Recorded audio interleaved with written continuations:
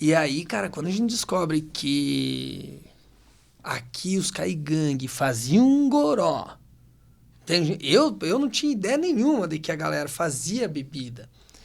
E depois, claro, eu descobri que todos os povos originários do Brasil tinham uma bebida à base de mel. Então, tipo, qualquer lugar, né, que tenha açúcar disponível, tá diluído em água, tem bactéria no ambiente, ela vai evoluir, vai fermentar e, enfim, vai produzir um tipo de bebida. E esses caras relacionavam essa bebida, estava ligada, então, com esse conceito muito mais espiritual, assim. Então, a gente achou um negócio sensacional para construir a nossa empresa, a nossa marca, em cima de algo regional. É aí que vai surgir o nome Campina da Cascavel. Porque até então a gente chamava Hidromel Velho Oeste. Porque era uma jogada com o oeste catarinense, o Velho Oeste. Era tipo uma coisa assim, sem pretensão nenhuma. Não tinha uma estrutura de negócio ali que a gente estava tentando colocar. Quem leva a gente para esse lado é tipo a incubadora tecnológica da Unochapecó. Então a gente entra na incubadora tecnológica da Unochapecó, a Inquitec, em 2012, e eles começam a orientar a gente como montar um plano de negócio e tal. E ali que vai começar a gente fazer o plano de negócio e vai vir esse nome Campina da Cascavel, que é a tradução de Xanxerê para o português. Então, Xanxerê, a palavra caigangue, que significa ninho da Cascavel, ou onde nasce muito berçário de Cascavel, ou Campina da Cascavel. Olá, sejam todos bem-vindos. Estamos começando mais uma edição do Fala Mais, o nosso podcast aqui do oeste de Santa Catarina, onde a gente recebe os nossos convidados para a gente bater um papo, conhecer um pouquinho das histórias, compartilhar conhecimento, por que não, né? O Fala Mais, que tem oferecimento da Cicobi Valcredsul, do Mercado Marine, da Panificadora São Pedro, do restaurante Ligeirinho e também da Marker Engenharia. E vamos lá, vocês já estão vendo aqui que a nossa mesa está repleta de produtos. Hoje eu acho que a gente não tá com café aqui, né? Mas não dá pra... Como a caneca não é transparente, fica a gente tá gravando mistério. numa segunda-feira, pra tu ter ideia, né? Tinha que ser na sexta esse programa aqui, esse Fala Mais. Mas vamos lá, ele é professor, sócio da Campina Cascavel Indústria de Xanxerê, né? Que produz cerveja, chá e o hidromel, que eu dei uma pesquisada, né? Não é uma bebida muito popular aqui no Brasil, né? Mas é conhecida como o néctar dos deuses, a bebida dos deuses, né? O papo de hoje é com Silvio Fiorentin Neto. Seja muito bem-vindo. Obrigado pela sua presença, Silvio. Obrigado, pessoal. Valeu pelo convite. Muito, muito bom estar aqui para a gente poder trocar uma ideia, falar um pouco mais sobre o jeito que a gente trabalha lá na Campina, sobre histórias da nossa região que estão interligadas também com os nossos produtos, né? Você bem adiantou o hidromel ali, a gente começou com o hidromel lá em 2012 e em 2020 passou para outros produtos também. Foi no hidromel, então, que tu começou o teu negócio. Foi a origem de tudo. Então, na verdade, a origem... Eu sou professor, né? A minha origem tá aí, continuo sendo, sempre, sou professor desde 2007, sou professor de física, mas eu já trabalhei bastante com matemática. Então, eu tenho contato com esse negócio de hidromel, cara, quando eu estudava em São Paulo. E aí, lá eu comecei a jogar, rugby, conhece esse esporte aí? Uhum. Com o pessoal da história, né? Eu fazia a pós-graduação em astronomia e comecei a jogar com o pessoal da história. E ali que eu conheci uns caras que também faziam hidromel. Em casa, assim, de um jeito, assim, tipo, bem medieval. Porque, enfim, os caras estudavam história, assim, a maior parte deles era da faculdade de história. E eles tentavam reproduzir os métodos e tal. E ali que eu conheci o hidromel e fiquei interessado em como fazer isso aí, né? A gente eu já tentava aprender a fazer vinho, já tinha feito algumas vezes vinho com os amigos e com o pessoal mais velho que eu curtia ir no interior com o vô de uns amigos meus para ver o processo de fermentação. E ali que eu pensei, pô, dá para nós fazer esse negócio aí lá em Xanxerê e tal, né? Ver qual é que é do hidromel. E o contato que eu tive foi esse aí, que era uma bebida nórdica, né? Uma bebida dos deuses vikings e tal, e tinha toda essa pegada, porque o gurizada lá estudava bastante história medieval e tal, né? E aí, cara, a história é o seguinte, cara. Esse é o starter que vai começar a Campina. A gurizada do rugby O rugby tem 2 tempos jogados e um terceiro tempo, que é tipo uma confraternização entre os clubes, porque tipo, é um jogo pegado e tal. E nesse... pra refazer as pazes ali. Isso, cara, a galera bebe, canta canções e tal, assim, uma pegada assim bem... Sei lá, europeia e tem uma pegada assim, né, de um campo de batalha, enfim, né. Aí a gurizada queria hidromel. Só que o negócio era caro.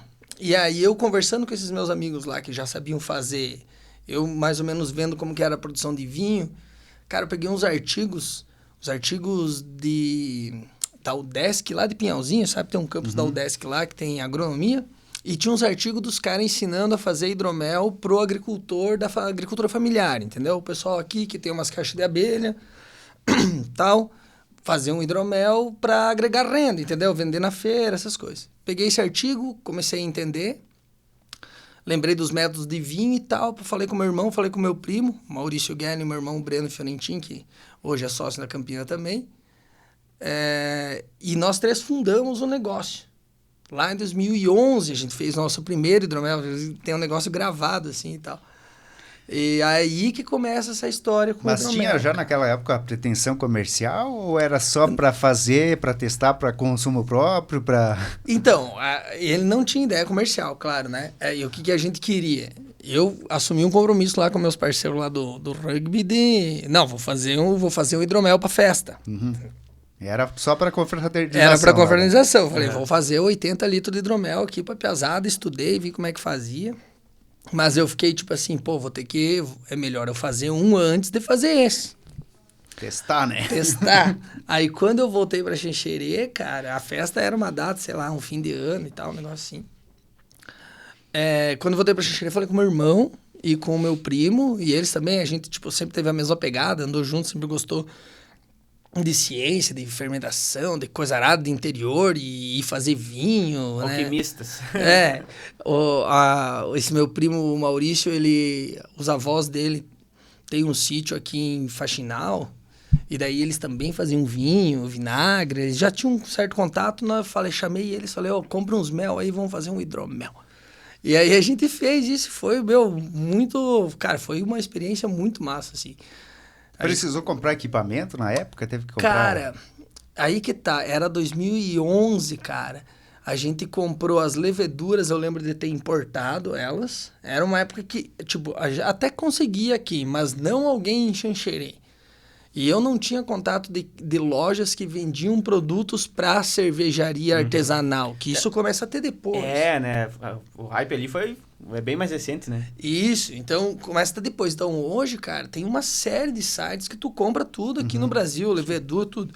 Mas naquela época não, cara. E eu também não conhecia tanto. Aí eu importamos isso, entende? Porque eu estudava lá na universidade. Lá na Universidade de São Paulo, tinha muito contato com gente que vinha de fora, gente que fazia essas coisas também e tal.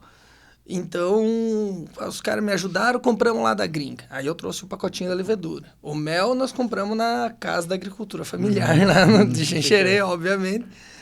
E é só isso que você precisava, entendeu? Mel e levedura. E foi assim que a gente fez o nosso primeiro. A fermentação foi nos baldes, sabe esses balde branco de mel assim mesmo, adaptado.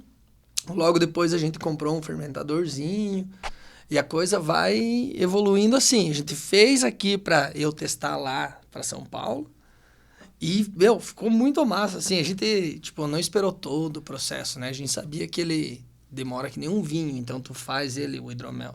Tu vai fazer ele num ano, tu vai deixar ele 6 meses maturando tudo, né? Sempre tem uma programação. Mas a gente já estava ansiado, foi lá e tomamos e fizemos festa, Foi uma sensação muito massa, assim, né? Primeira vez que a gente tinha tomado um negócio divertido com a nossa própria produção. Aí eu voltei para São Paulo e fiz lá com outros colegas. Eu já tinha essa experiência aqui com meus parceiros. Lá com meus outros amigos do rugby, a gente conseguiu fazer a festa e funcionar. Ah, tu fez lá? Tu não levou o que tu tinha produzido aqui? Aquele que a gente fez aqui, a gente tomou aqui. E daí eu voltei para lá e fiz outro lá. Daí, que era o que? 80, 90 litros? Lá era 80 litros, aqui nós fizemos 20. Fizemos 20 para começar, para entender. E era outro mel lá. Cara, a logística disso aí foi um negócio assim muito louco. Eu comprei mel. Como eu tava em São Paulo, eu conseguia comprei mel do Nordeste, cara. Mandei entregar lá no departamento de astronomia, que era onde eu estudava. Mandei entregar lá. Na universidade, chegou o caminhão lá com 3 baldes de mel, assim, deixei lá na minha sala. As leveduras veio de outro lugar, o airlock de outro lugar, tudo assim, a gente foi compondo assim as peças e a gente dividiu entre os pila, entre a galera do rugby. Depois a gente pegou e fez essa festa, a galera tomou, ficou muito massa, ficou muito louca, levou pra casa, aprovaram. E aí, cara, a gente começa a produzir cada vez mais aqui em Xinxerê e começa, tipo, os amigos começaram a gostar, os parentes, mas essa pesada sempre vai gostar do que tu tá inventando. E aí a gente começou a vender, comprar um fermentadorzinho maior. Toda vez que eu voltava para São Paulo, eu ia com uma mala cheia de garrafa de hidromel. Abarrotada, assim. Pra vender lá. Pra vender lá, cara. E eu levava lá na FEFELESH, que era a Faculdade de Filosofia, História e Ciências Sociais da USP, lá onde eu jogava rugby com os piá, e deixava lá a caixa lá e, mano, vendia tudo muito rápido. E aí a gente foi, assim, foi assim que foi desenvolvendo essa ideia do hidromel. Mas ela tem uma virada, cara. E esse que é um ponto que eu acho é o mais espetacular de todos, cara. Quando a gente fala de hidromel, tu lembra de viking, né, cara? Tu lembra dos vikings? Só que é o seguinte, né, cara? Os caigangue já faziam hidromel aqui. Antes de qualquer outro colonizador chegar, cara. Saca? É o tipo de bebida alcoólica que eles consumiam. Mas não como uma bebida alcoólica recreativa.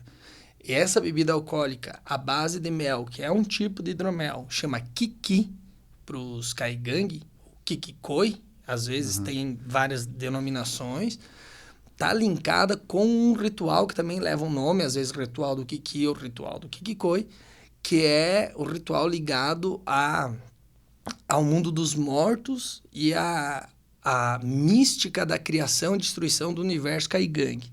Então, quando a gente descobriu essa parada, daí nós ficamos, tem toda uma filosofia por trás, então, do negócio. Claro, e não só, cara, a gente descobriu que o goró mais antigo dessas terras aqui é um tipo de hidromel. Só que, obviamente, pelas populações que habitavam isso aqui antes, né? Então, a gente tem esse contato sempre com essa pegada europeia do hidromel, com essa pegada viking. Mas, assim, os vikings produziam bastante, claro. Por uma região geográfica dos caras, veja, cara, com o aumento da população mundial, dá para perceber que vai aumentar a quantia de bebida que a população precisa. As uvas e os grãos podem ser plantados em larga escala. E aí faz vinho e faz cervejas. O hidromel, cara, tu tem que ter caixa de abelha. Então, é um processo muito mais complexo. Então, com o tempo, o hidromel é uma das bebidas mais antigas. A gente tem vestígios de mais de 10 mil anos no Egito, na Babilônia, vários registros arqueólogos. Com o tempo, o hidromel vai saindo de desuso, porque é muito mais fácil produzir vinho e cerveja. Em escala, né? Em escala. E esses países que são mais frios, que também não tem esse tipo de produção, que são casos dos países nórdicos, eles ainda continuam com a cultura de hidromel mais forte, né? Mas eles também desenvolvem culturas de cerveja e tal. E aí, na cultura pop, no cinema, essa pegada viking traz o hidromel, né? Tem filmes tipo do Hobbit, tem filmes tipo Ai, cara, o arqueiro lá que roubava dos rins, o Robin Hood, que daí tem um padre que anda, que leva as abelhas pra cima e pra baixo e faz hidromel. Ben-Hur também tem esse filme. Então, aí começa a popularizar, né? Harry Potter também tem um negócio. Tudo nessa época aí começa a popularizar essa questão do hidromel. E a gente começa a olhar para o negócio um pouco mais profissionalizado. E essas raízes que você comentou de descobrir a história aqui da região, como é que chegou até você? Foi alguém que te apresentou? Você que quis... beleza, vou começar a produzir aqui no oeste de Santa Catarina, quero ter algum tipo de ligação histórica, digamos assim. Cara, assim, o que acontece?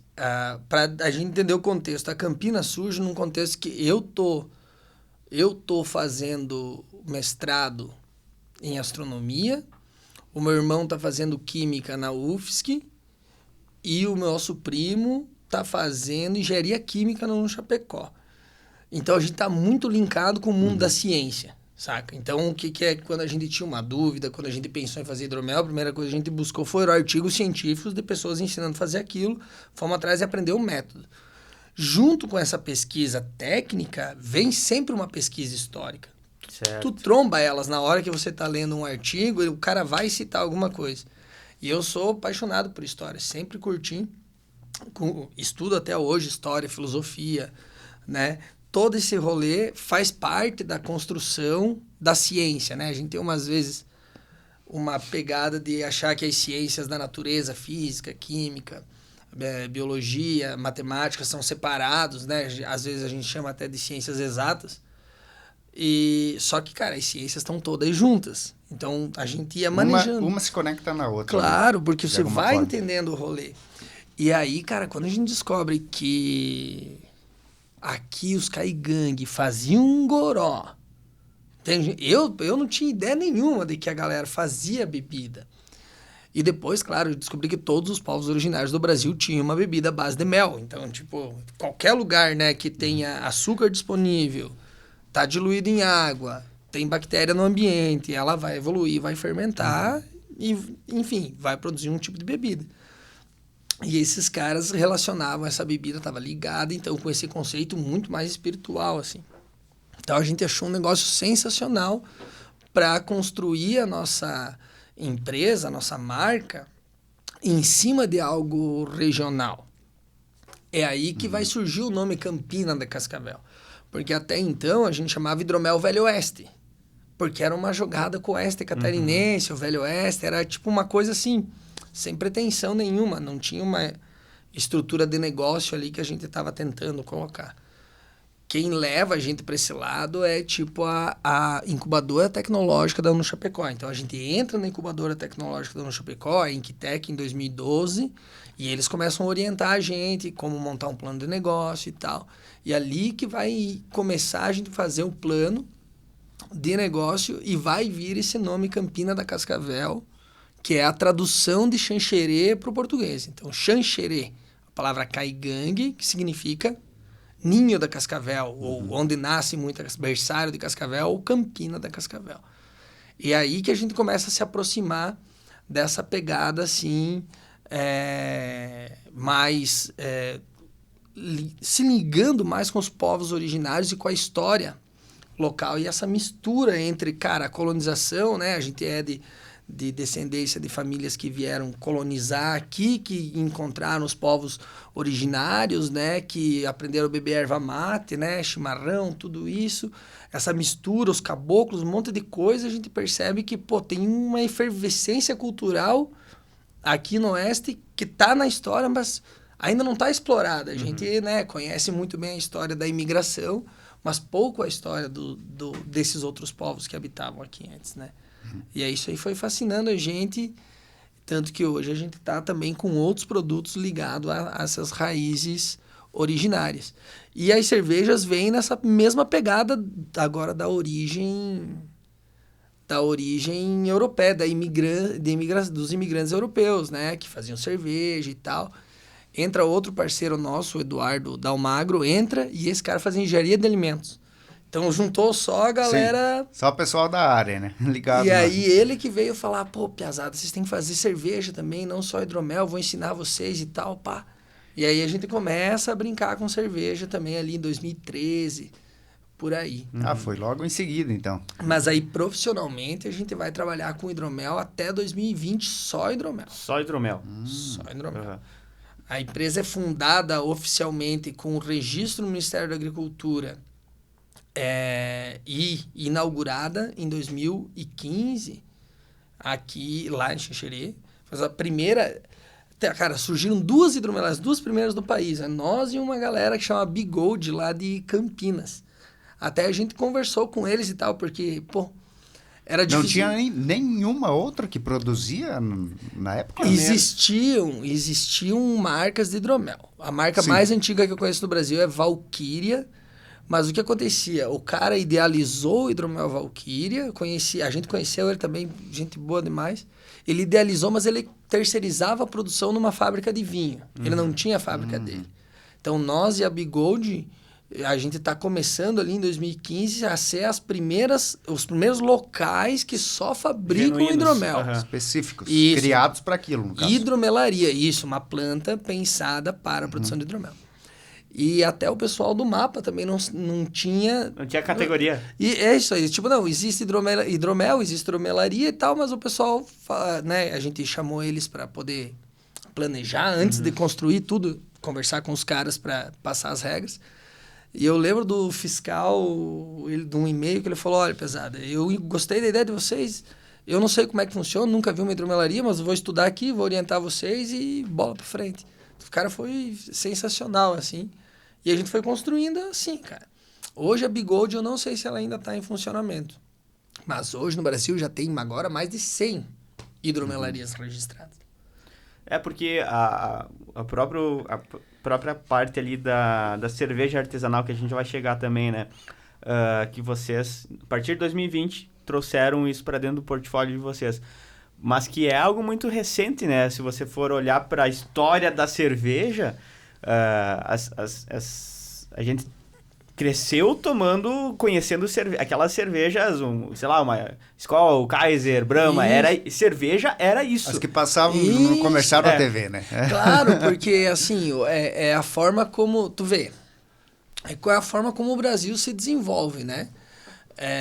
Com grandes centros industriais ali, que produzem, né, determinadas mercadorias e distribuem para o resto do Brasil. Uhum. Então, o que a gente sempre viu, né? Sei lá, Brahma, Skol, Antártica, Ambev como um todo, a Kaiser, né? Skin Cariol. Grandes cervejarias. Ambev é a maior cervejaria do mundo, cara. Grandes cervejarias que era isso que a gente tinha acesso. Mas a gente não tinha acesso às leveduras. A gente não tinha acesso à matéria-prima e tal. Quando começa essa moda, isso aí começa a rolar nos Estados Unidos, anos 70, 80, a galera começa a produzir cerveja localmente, tipo, brincando com outros ingredientes, e o público local curtindo, isso vai indo, e no Brasil vai chegar em 2010. Começa a vir, assim, mais forte. Claro, tem gente lá nos anos 90 já fazendo isso, né? Tem, claro, né? A Bierbaum aqui da nossa região é muito antiga. Mas, assim, vai começar a fervilhar disso, pequenos negócios, né? Como é o caso da Campina. A gente é pequeníssimo. A gente é um brew pub, a gente não é uma cervejaria, né? A gente é um bar e uma fábrica em anexo, mas a gente faz, tipo, 3 mil litros de cerveja por mês num espaço, a nossa planta inteira tem 160 metros quadrados. Então, são pequenos locais que compram pequena quantidade de matéria-prima e vão produzindo cervejas. E qual que é o conceito? É você tomar uma cerveja fresca. É aí que está a diferença de você... Recém-feita ali, né? Isso, por isso que não precisou de tanta força para qualquer local que tenha uma cervejaria, qualquer cidade que tenha uma cervejaria, essa cervejaria conseguir construir um público, porque, cara, é nítida a diferença entre você tomar uma cerveja que veio, sei lá, de Jacarepaguá, num caminhão que foi pasteurizada, e tu tomar uma cerveja que foi feita a 20 metros da onde você tá consumindo ela, né, cara? E que ela ficou prontinha nessa semana, tu chega lá e vai tomar ela fresquinha, mês que vem é outra cerveja fresca de novo. Então, isso aí foi... Esse fervilhamento de cervejarias trouxe esse mercado novo aí de cervejas, né? Cara, tu falou que o hidromel foi até 2020, mais ou menos, só ele, no caso, na Campina, né? Mas, em contrapartida, desde 2013 vocês começaram com o processo da cerveja. Por que demorou tanto tempo para daí elas virar comercial? Porque é muito mais complicado fazer cerveja, cara. Amplamente mais complicado. Por exemplo, o processo de produção do hidromel é exatamente igual ao processo de produção de vinho, saca? E aí, depende dos sabores que você quer explorar no teu hidromel, você não precisa de fazer uma fermentação refrigerada. Por exemplo, você fermentava ele a temperatura ambiente. Claro, se você tiver um controle, vai ser um produto bem melhor, né? No sentido de que tu tem mais controle sobre o que está acontecendo. Mas a gente, no começo também era inexperiente, a gente pensou, não vamos precisar de tanques auto-refrigerados. Então, cara, a gente até no começo, o que a gente fez? A gente comprou sucata de resfriador de leite, cara, que tinha parado de funcionar a refrigeração, os caras vendiam a sucata, só que era inox, né, para alimentos. E a gente levou na mecânica FUR lá em Xanxerê e eles fecharam as tampas, a gente colocou os manômetros, a gente construiu nossos tanques, entendeu? E aí, com o dinheiro que nós tínhamos. Isso sim é um produto artesanal, né? Cara, a gente usa até hoje esses tanques. Desde a concepção ali dos equipamentos, né? A gente usa até hoje esses tanques. E saca, então a gente tinha pouca grana, a gente era em 4, né? Depois entrou outro, o Deto, que é meu tio, também entrou, foi, né? Nessa fase profissional do hidromel. Mas a gente não fazia cerveja porque era muito complicado. O hidromel era muito mais simples no quesito engenharia. Agora, no quesito cuidado, finalização, maturação, o hidromel é muito mais complicado. Porque daí você tem que ter as barricas de madeira para você colocar ele, para ele ficar massa. Tu tem que ter filtração, tu tem que ter, tipo, uma estabilidade no teu produto. E a gente, cara... eu era professor, continuava sendo professor, meu irmão estava precisando ser professor. A gente não trabalhava na indústria, nunca ninguém trampou na indústria. A gente foi aprendendo. O próprio planejamento de estoque, né? Porque ao mesmo tempo que a cerveja ali, tu quer o frescor dela, o hidromel, tu tem que deixar armazenado e esquecer ali, né? Cara, durante o tempo. Isso. Então, isso gerou bastante dificuldade, cara, saca? Ainda mais a gente estava em Xanxerê, tá? Em Xanxerê, deslocado de grandes centros. Tipo, se aquele mesmo negócio tivesse sido montado em Curitiba, por exemplo, não tenho dúvida de que ia evoluir muito bem o hidromel, ou em São Paulo, porque são Rio de Janeiro, que estão 3 cidades que a gente foi com a Campina para vender hidromel em festivais e coisa arada, e vendia muito, cara. Nossa, uma vez a gente foi com 2 barril, fera, 2 barril de 50 litros. A gente despachou esses barril na Jadlog de hidromel pro Rio de Janeiro, cara. A gente voltou sem nada. Era 2 dias de festa. Vendemos 100 litros de hidromel, assim. Então, tinha esse BO, entendeu? Da logística, tá separado, ser um produto pouco conhecido. E a gente ainda, enquanto ia se aprofundando no hidromel, ia conhecendo essas histórias dos povos originários, a gente começou a pirar muito mais nisso do que nessa pegada viking. Só que pro mercado, fica mais esquisito ainda, né?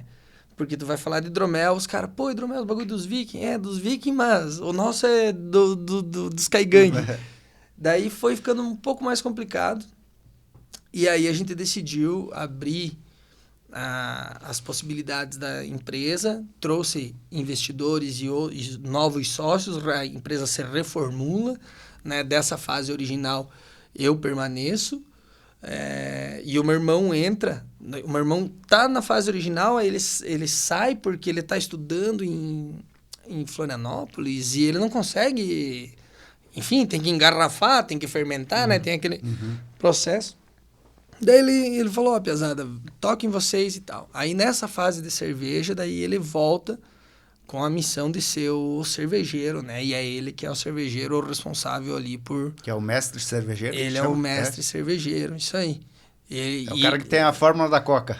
Exatamente, cara. O bicho é formado em química, então ele domina totalmente os processos, assim, também tem essa mesma base científica que a gente desenvolveu junto e tal, na hora de analisar, de criar receitas e tal. E isso aí facilitou bastante na nossa evolução, né? A gente tem 4 anos de cerveja profissional. A gente conseguiu agora, em 2024, uma medalha de prata numa cerveja nossa, no Brasil Beer Cup, que é um concurso a nível nacional, até internacional, tinha algumas cervejarias da América do Sul. E aí isso aí foi, a gente ficou muito feliz, assim, né? De conseguir produzir um negócio aqui, com a base nos nossos métodos, buscando o que a gente queria naquele produto e ser reconhecido por sommelier internacionalmente, que está dentro do estilo nível prata, assim, achei que esse aí muito legal, né? Coroando, assim, o trabalho. Ô Silvio, mas nessa época ali até 2020, eu não sei se mudou alguma coisa em relação à produção, a quantidade de produção do hidromel. Por exemplo, vocês produziam quanto por semana, por mês, do hidromel especificamente? Cara, o hidromel, ele tem um tempo de fermentação e maturação, assim, que, vamos dizer assim, o tempo mínimo que dá para tu tomar ele, 3 meses. É o mínimo que tem que esperar, digamos assim. É o mínimo que você vai ter que esperar, ele vai fermentar ao longo de, tipo, um mês. Na época, assim, demorava um mês. Claro, a gente tinha menos conhecimento do que a gente tem hoje, né? A gente foi evoluindo o nosso processo de fermentação e hoje a gente tem resultados melhores, mas ele demorava 3 meses para você ter um hidromel fresco. Tipo assim, sabe, um vinho verde, um vinho moscato, assim, que tu ainda dá uma carbonatada para ele ficar mais diferente. Se tu quer tomar um Cabernet, um Malbec bem organizado, você vai precisar de anos na barrica. E a gente tinha essa pegada. A gente, apesar de ter conhecido essa história dos caigangue, eles tomavam hidromel de uma maneira fresca e outra pegada, a gente ainda tinha um método de produção muito ligado às técnicas europeias. Então, a gente comprou, cara. Eu fui lá no interior de Xanxerê, na Fazenda Santo Antônio, com o seu Faquinello, cara. Era um maluco tanoeiro. O senhor fazia barril de madeira para vinho, mastel. Fui lá e comprei tudo que eu podia dele de grápia, pra gente poder também ter uma madeira nossa ali, o nosso hidromel com essa pegada. A gente sempre foi tentando trazer a originalidade. Então, a gente pegava esse hidromel, ia para os barris, cara. Então, assim, ó, era 1 ano de produção. Então, a gente tinha que fazer num ano, vendendo outro. Então, nessa época, cara, eu acredito que a gente fazia cerca de 3, 4 mil litros. Já chegamos a 5 por ano. Por ano. Por ano. E aí, cara, foi assim, a gente chegou num ápice ali do hidromel. Aí, cara, o mercado era bem complicado. Tô falando 2017, 2018.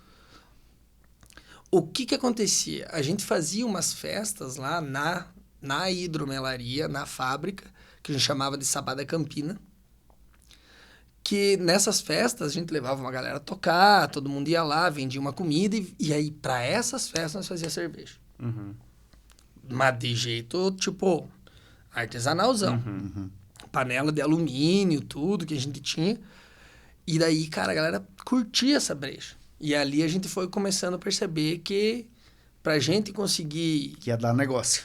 Pra fábrica realmente andar financeiramente, a gente precisava de outros produtos e tal. Então, hoje a gente faz, cara, 500 litros por ano de hidromel. E a gente diminuiu porque o principal produto e o que a gente mais faz lá na Campina é cerveja. Hoje o carro-chefe é a cerveja, né? Isso. Dá para dizer... Carro-chefe também eu acho um termo que é mais complicado, né? Porque a gente faz um monte de produto. Mas assim, qual que é o foco principal da fábrica é cervejas, né? Mas a gente faz cidras, que é fermentado de maçã. A gente faz drinks, que eu trouxe o Moscow Mule, então, que é um coquetel composto. A gente faz o chá, que a gente vai discutir depois, que daí agora é um produto não alcoólico que a gente está entrando. Então, vai ser aí cervejas e o hidromel. Então, tem uma gama de produtos que a gente trabalha, né? Mas a maior tiragem e... Sim. Na proporção em litragem, por exemplo, a cerveja está 95%. Tá porque tu falou ali que no início do hidromel fazia 3, 4 mil por ano. A cerveja, tu disse que faz isso no 3 mês, mil por mês, agora na finaleira. Até porque a cerveja você toma 1 litro ali numa pegada, né? O hidromel não dá, né, cara? Não dá, cara. E a graduação dele é bem alta? Cara, os primeiros hidroméis que a gente fez era tipo 18%, que a gente fazia 22%, porque era uma pegada essa mesmo europeia, sabe? Esse hidromel que era produzido aqui, esses fermentados de mel que eram produzidos pelos povos originários aqui nas Américas, eles eram consumidos antes e fermentavam de modo espontâneo, então a graduação alcoólica deles era mais baixa, certo? E eles tomavam assim, né?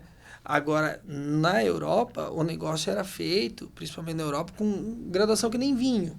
E até mais, porque, cara, tem essa vantagem do mel. Tu dilui ele na água, na proporção que você quer de substrato de açúcar. Por exemplo, se você quiser ter metade da tua solução de açúcar, ou 30%, ou 20 e tantos por cento, isso é o famoso BRICS, que o pessoal fala, né? Então, você vai deixar a porcentagem de açúcar que você quiser e com a fermentação, quanto mais açúcar, mais álcool. Claro, né? Não vai ser infinita essa relação, uma hora vai saturar, mas Teoricamente é isso. Uma uva, pensando nas antigas, tu colheu a uva, ela tem uma porcentagem de açúcar. Hoje tem gente que bota açúcar ou até bota mel. Mas assim, antes do descobrimento, antes de ter toda uma rota de cana-de-açúcar, não tinha açúcar dando sopa, tu não comprava no mercado, era um item de luxo. Então a uva e as cervejas tinham essa limitação, e o hidromel não. Você podia carregar de mel e botar lá, fermentar ele até 20%. Mas no Brasil tem uma lei.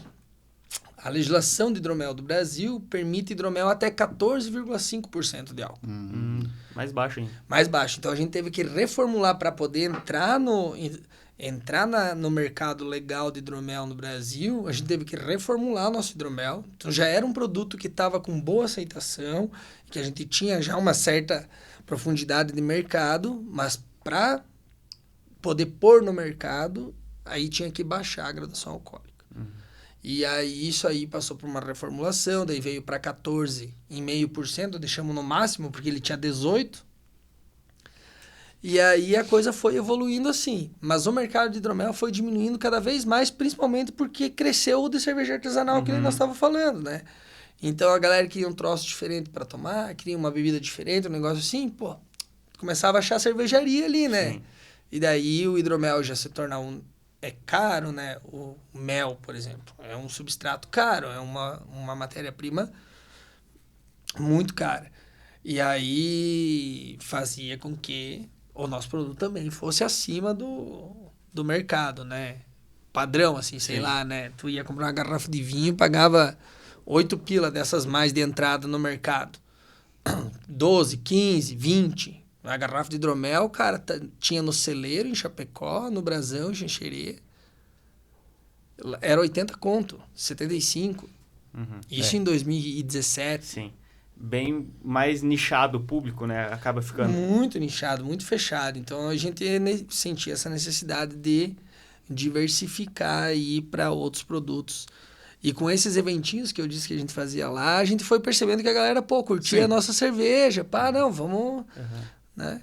E até porque a cerveja, ela é, de fato, né? Você toma mais, né? Bem mais popular, claro. E ela é óbvio, muito mais né? social ali, né? Para um evento que você tá 4, 5 horas que você fica no evento, né? Você não vai ficar tomando ali, né? Não, cerveja é cultura, cerveja tá no dia a dia do brasileiro, né, cara? Então não tem, né? Depois que a gente migrou pra cerveja, daí sim as coisas começaram a funcionar melhor, assim, tanto em estrutura, financeiramente, a gente começou, né, ter giro, né, de capital, conseguiu se estruturar, a galera começou a conhecer mais a gente, né, a gente era conhecido pela, os piados do hidromel e tal, e pá.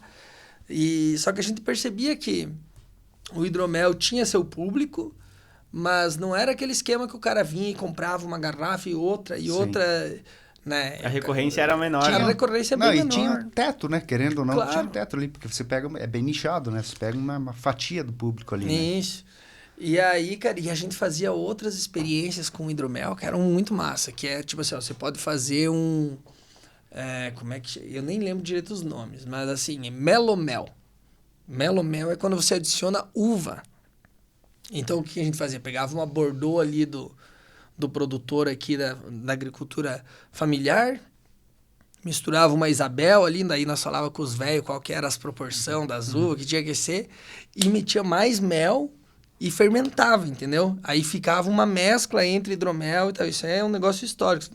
Os europeus faziam muito isso, mel. E aí isso era muito bom. A gente fez um com laranja, aí a gente fez com uva, aí a gente fez com várias frutas. Isso aí é massa. A gente fez um com hibisco também. Mas na legislação brasileira, cara, para você chamar um negócio de hidromel, não pode ter nada além de mel, água e levedura. Então a gente tinha que chamar esses produtos de bebida alcoólica mista. O que dava um problema, porque você ia no mercado, pegava uma garrafa que custava 70 conto e você lia bebida alcoólica mista. Sim. Já perde, né, Já ficava assim, então e foi... A base de hidromel. Não Porra, podia, né? Não, o hidromel era um ingrediente, Sim, entendeu? pois é, Tinha que né? entrar como um ingrediente, pô.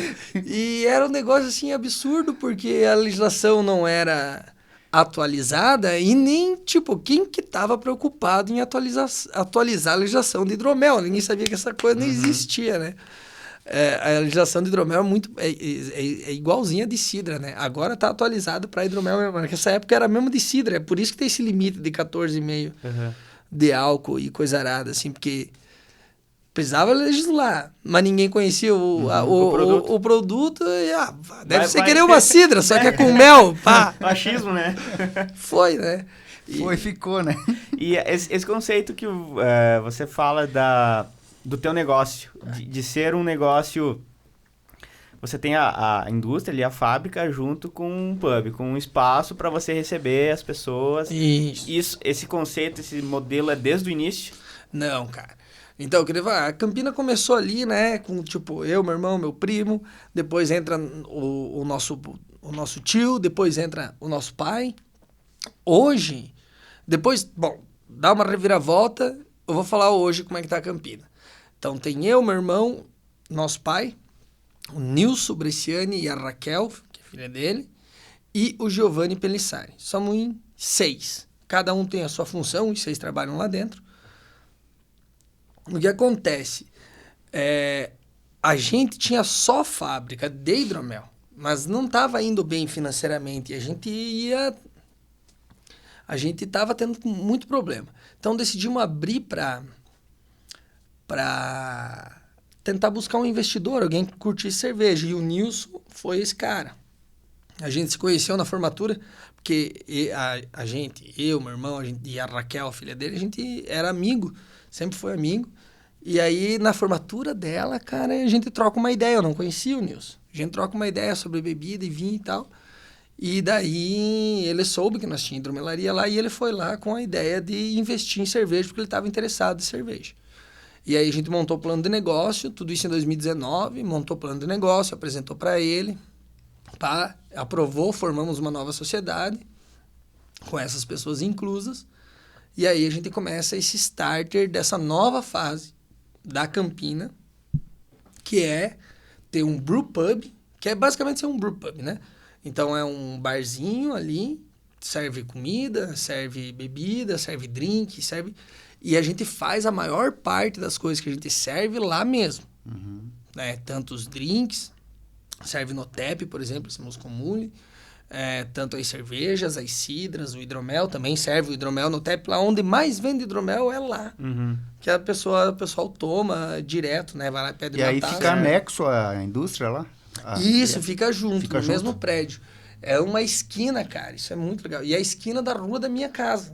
Da rua da minha casa, do meu irmão, do meu pai, assim, que a gente se criou lá no bairro Veneza.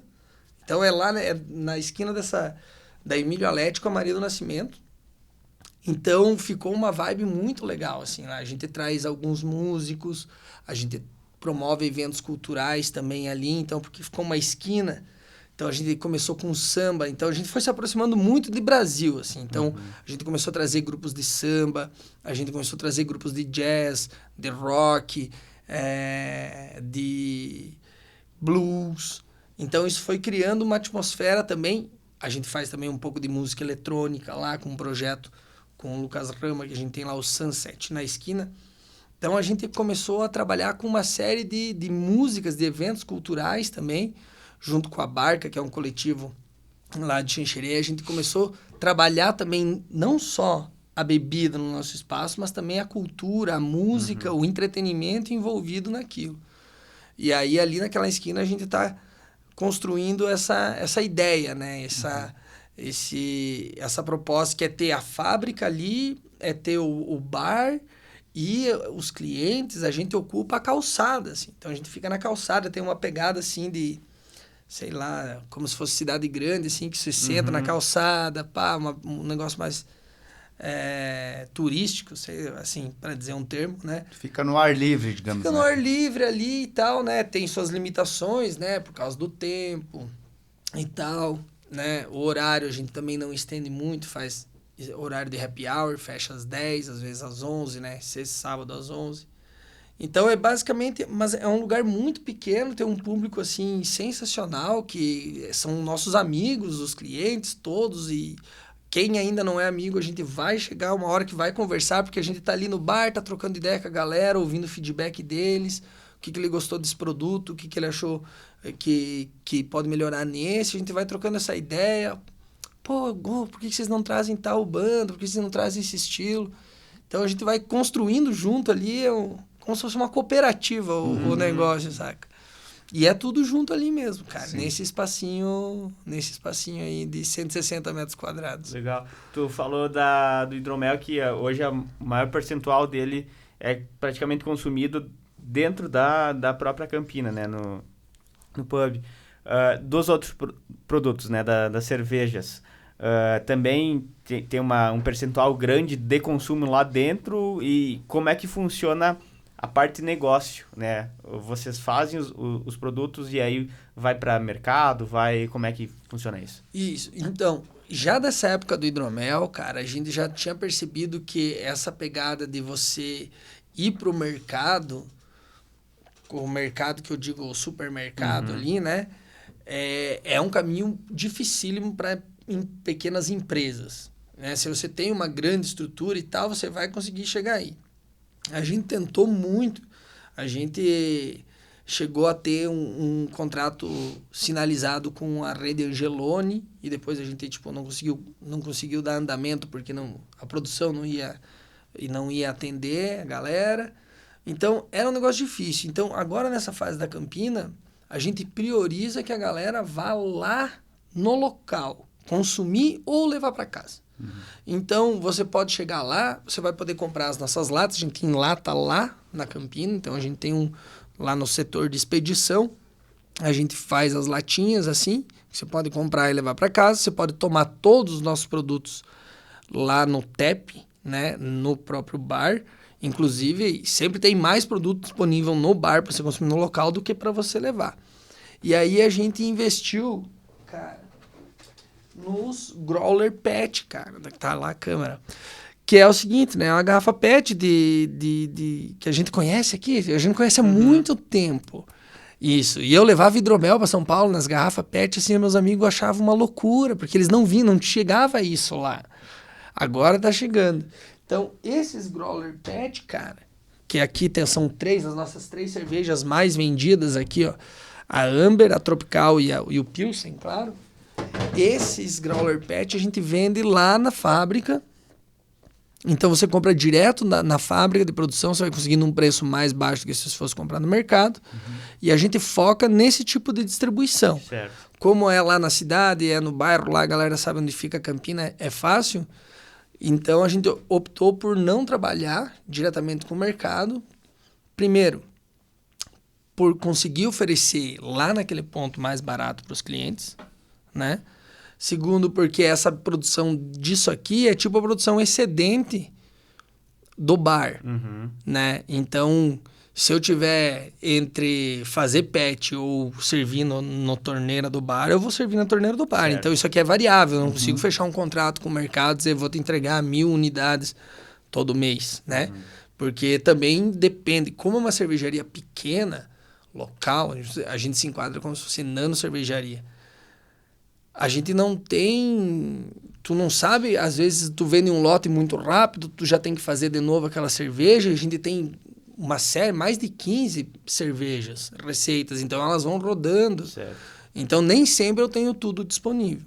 Então a gente prefere trabalhar com que o público indo buscar lá, né? Entrando lá no nosso espaço, tendo experiência lá. E, cara, vende muito bem, assim, direto lá pra galera, assim. Esses 3 modelos aqui são... Os barrigudinhos. Os barrigudinhos, as ampolas, né? Vai me dar uma ampolinha aí de cascavel, pô. Uma dose única, né? Mas então, a cerveja, o drink, a bebida que vocês produzem, ela tá 100% interligada praticamente ao ambiente. A pessoa ela tem que consumir o que vocês são, de certa forma, então, né? Cara, é essa pegada mesmo. Então, a gente ali na Campina trabalha numa vibe muito de entregar uma experiência mesmo, né? E quer ter essa proximidade com o público que está conhecendo a gente, né? Então, todo o negócio foi pensado para que a galera frequente, converse com a gente lá, troque uma ideia, né? Os produtos, cara... você pode explorar, assim, os produtos na história numa complexidade muito grande. E é legal ter esse contato com a galera lá, porque eles falam dos gostos deles, eles falam, pô, gostei dessa aqui que eu senti um caramelo, pô, essa aqui é refrescante demais, essa aqui é levezinha, não sei. Isso é muito massa, de você tá conversando com o cara e tu vê que o fera passa toda semana lá pegar os pets, então, pô, tu vai criando porque também tem essa, além do convívio social, porque é um momento de lazer ali, descontração, né? O pessoal que vai no bar, lá no pub, acaba, por consequência, gostando, apreciando o produto e depois quer levar para tomar em casa, para fazer uma festinha ali reservada com os amigos, né? Então, isso. A gente também entrega barris. Certo. Barril de cerveja, 30 litros. Pesado, 50. Sim. Né? Que é essa pegada aí também. Então, Mas não é um chopp, é cerveja mesmo. Não, é chopp, é chopp. Eu falo cerveja porque nesse nível aqui não tem muita distinção. Quer dizer, a distinção é que cerveja é pasteurizada. E o chopp, ele é vivo, né? Ou seja, as leveduras estão vivas aqui, se ela está gelada, as leveduras estão dormindo. Agora, se tu deixar 2 dias esse pet na temperatura ambiente, ele vai ativar as leveduras, possivelmente ele vai refermentar. Sim. Então, vai explodir. Então, essa é a diferença básica do chopp, né? Aquela parada do frescor, né? Mas, cara, essa palavra chopp é uma palavra que só tem aqui no português, entende? É uma palavra nossa. Sim, pois é. É um como é que chama? O popular, né? É conhecido como popular. Mas que, essa diferenciação, fato, né? Cara, eu conheço uma história da onde que vem isso, cara. Não sei se é do total verídico, mas eu vi vários caras, assim, em podcast também, li várias entrevistas dos caras falando o seguinte. Em algum momento, cara, uns alemães estavam instalando uma fábrica de cerveja aqui no Brasil. E na Alemanha, cara, tem uma medida de chopp, um copo que chama Schoppen. Certo. E eles ouviam os caras falando Schoppen. Sei lá se é assim a pronúncia, né? Mas, enfim. Porque os caras estavam pedindo assim, me dá um copo, né? Como assim, me dá um copo. Porque Schoppen é uma medida específica, 500 ml. Se eu não me engano. E aí os brasileiros entenderam como chopp. E aí, cara, tu vê várias grafias de chopp, cara. CHOPP, COOP, sabe? Tem várias grafias, mas existe essa palavra em português. E é chope, CHOPE. Assim que fala. Esse é como tá no dicionário brasileiro, chope. E aí, daí que vem choperia, né? É aí que você tem a distinção na legislação brasileira entre o chope e a cerveja. Qual que é essa distinção? O chope é não pasteurizado e deve ser mantido refrigerado. A cerveja, por ser pasteurizada, tem estabilidade maior e aí não precisa ser mantido refrigerado. O pedágio tu paga no sabor, porque pasteurizar a cerveja é você pegar uma latinha dessa aqui, pronta, mergulhar ela em água quente, 65, 70 graus, depois tirar e mergulhar em água gelada. É o choque, né? Pra assim ele... como faz com leite Isso, pasteurizado, é o mesmo sistema. Mesmo processo, né? Foi descoberto lá pelo Pasteur.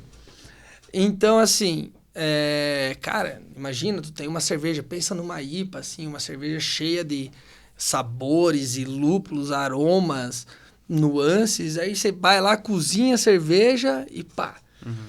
Por isso que é difícil tu achar IPAs, assim, que tu vai encontrar pasteurizadas, porque a gente sabe que degrada a cerveja. Então, que tipo de cerveja dá para pasteurizar e ela perder menos sabor ou ela ficar mais original possível?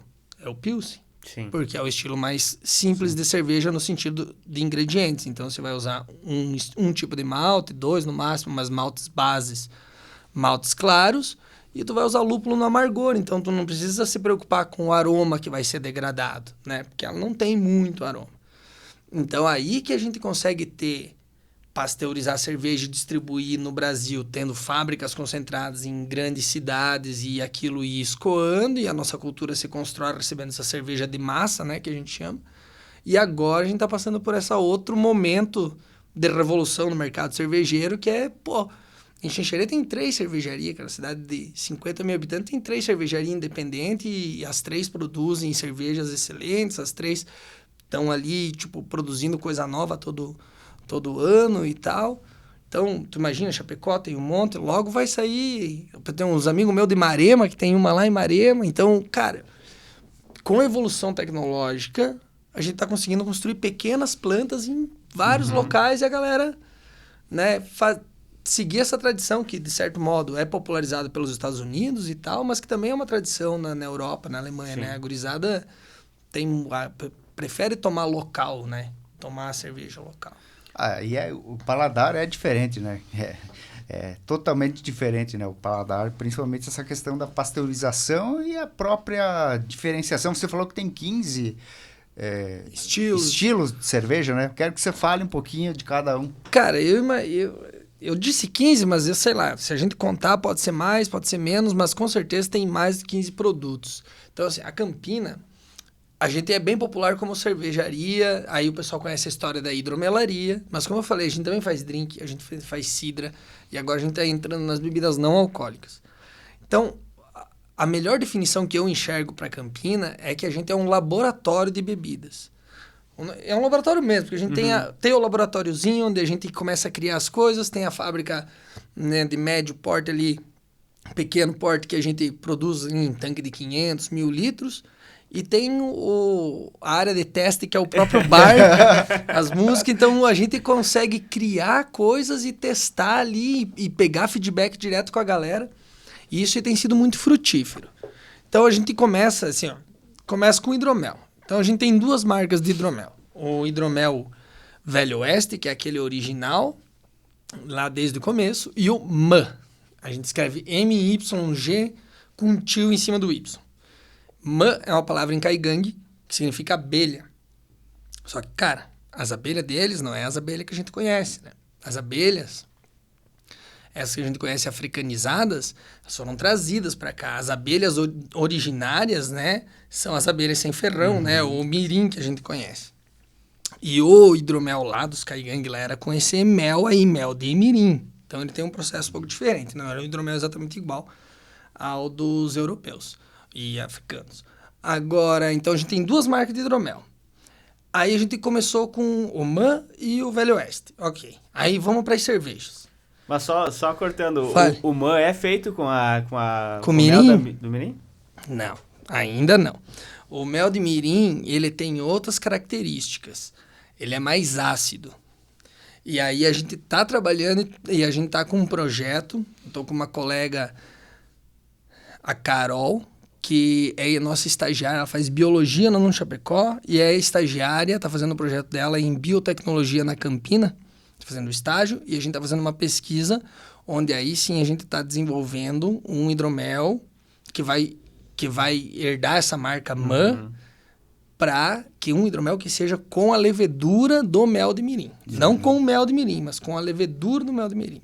Isso ainda está em fase de pesquisa ainda, né? Estamos trabalhando na fase de pesquisa para conseguir chegar lá. Mas já tivemos alguns resultados positivos. Conseguimos isolar a levedura e tal, né? A cultura de bactéria que tem ali para desenvolver.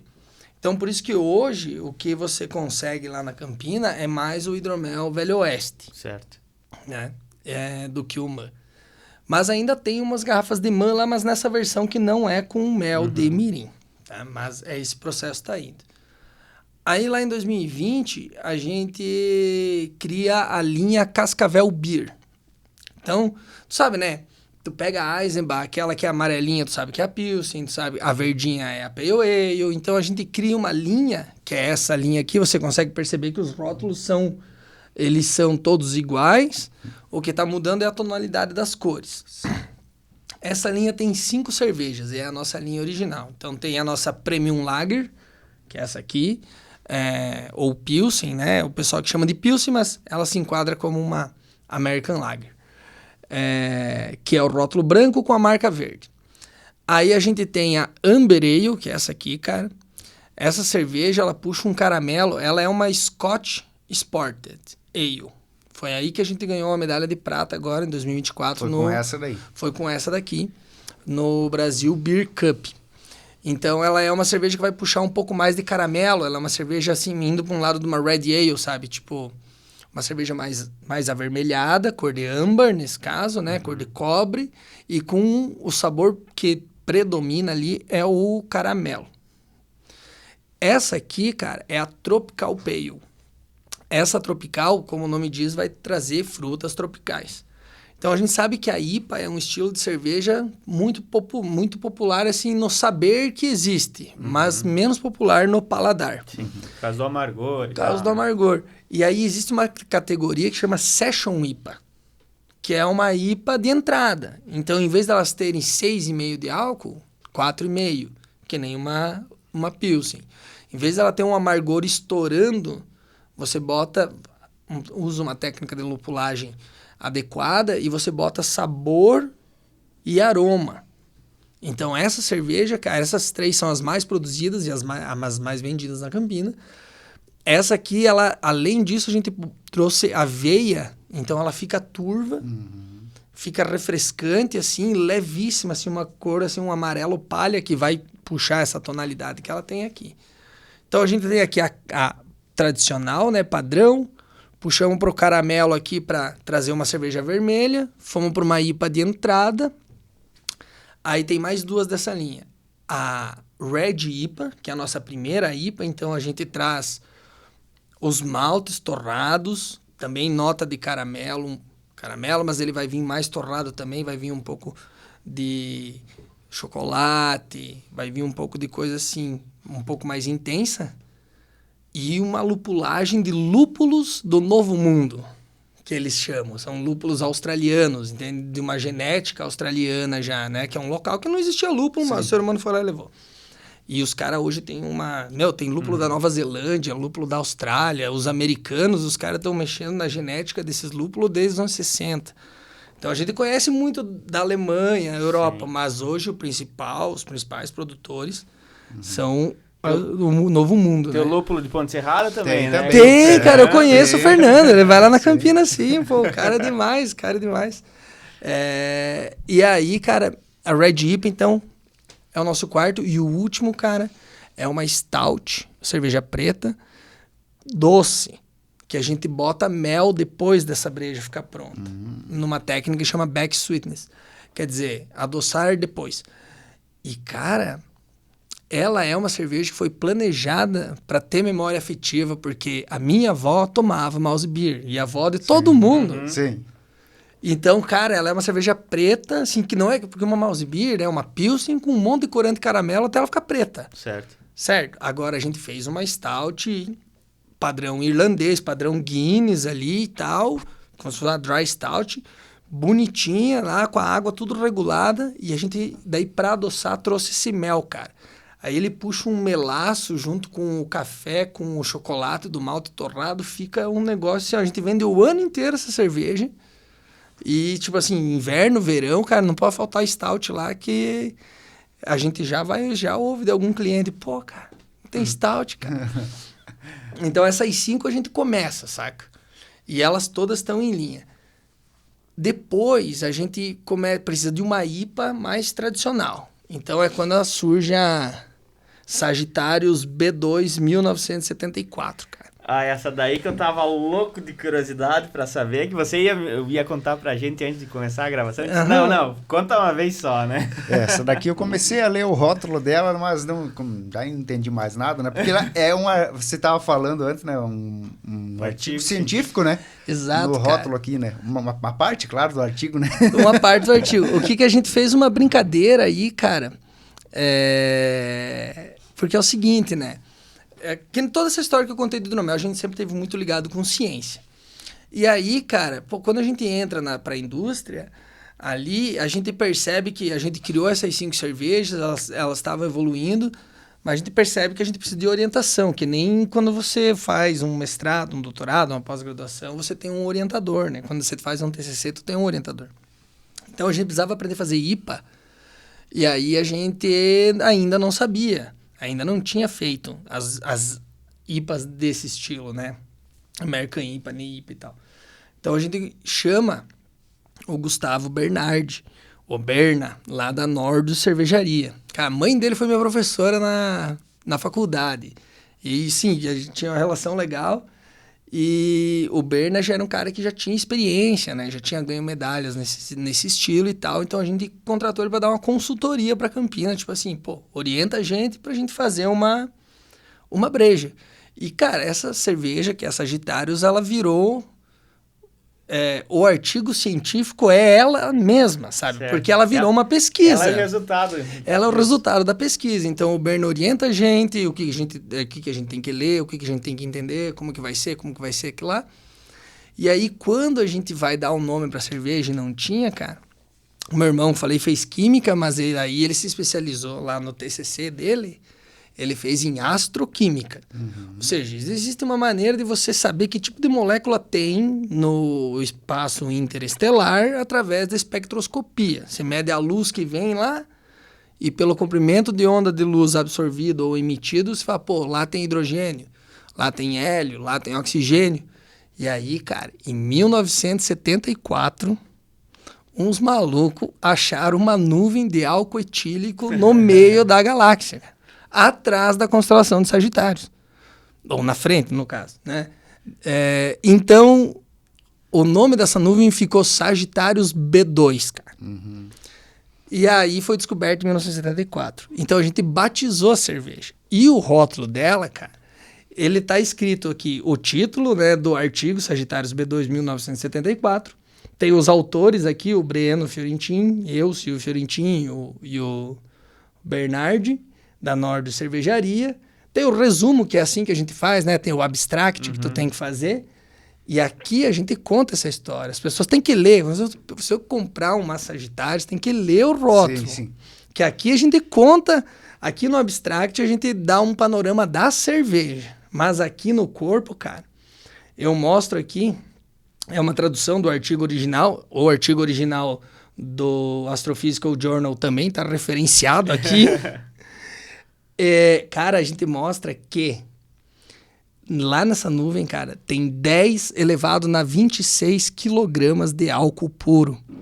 Cara, pra tu ter uma ideia, isso é muito mais do que tudo que o ser humano já produziu de álcool etílico na história documentada. Sério? Tipo, 10 na 26 é muita coisa. Tipo, é muita coisa. 1 bilhão é 10 na 9. 1 bilhão de 1 bilhão é 10 na 18. 1 bilhão do bilhão de 1 bilhão, 10 na 27. Então, é muito, tipo... E comer... Cara, isso é muito louco. É louco, né? Muito então, tipo louco. assim, cara, pô, tem álcool etílico no meio da galáxia. é. Quer dizer, a molécula de álcool, ela não vem só da fermentação ali. Exatamente. Ela que gerou lá o negócio, né? A nuvem, o que...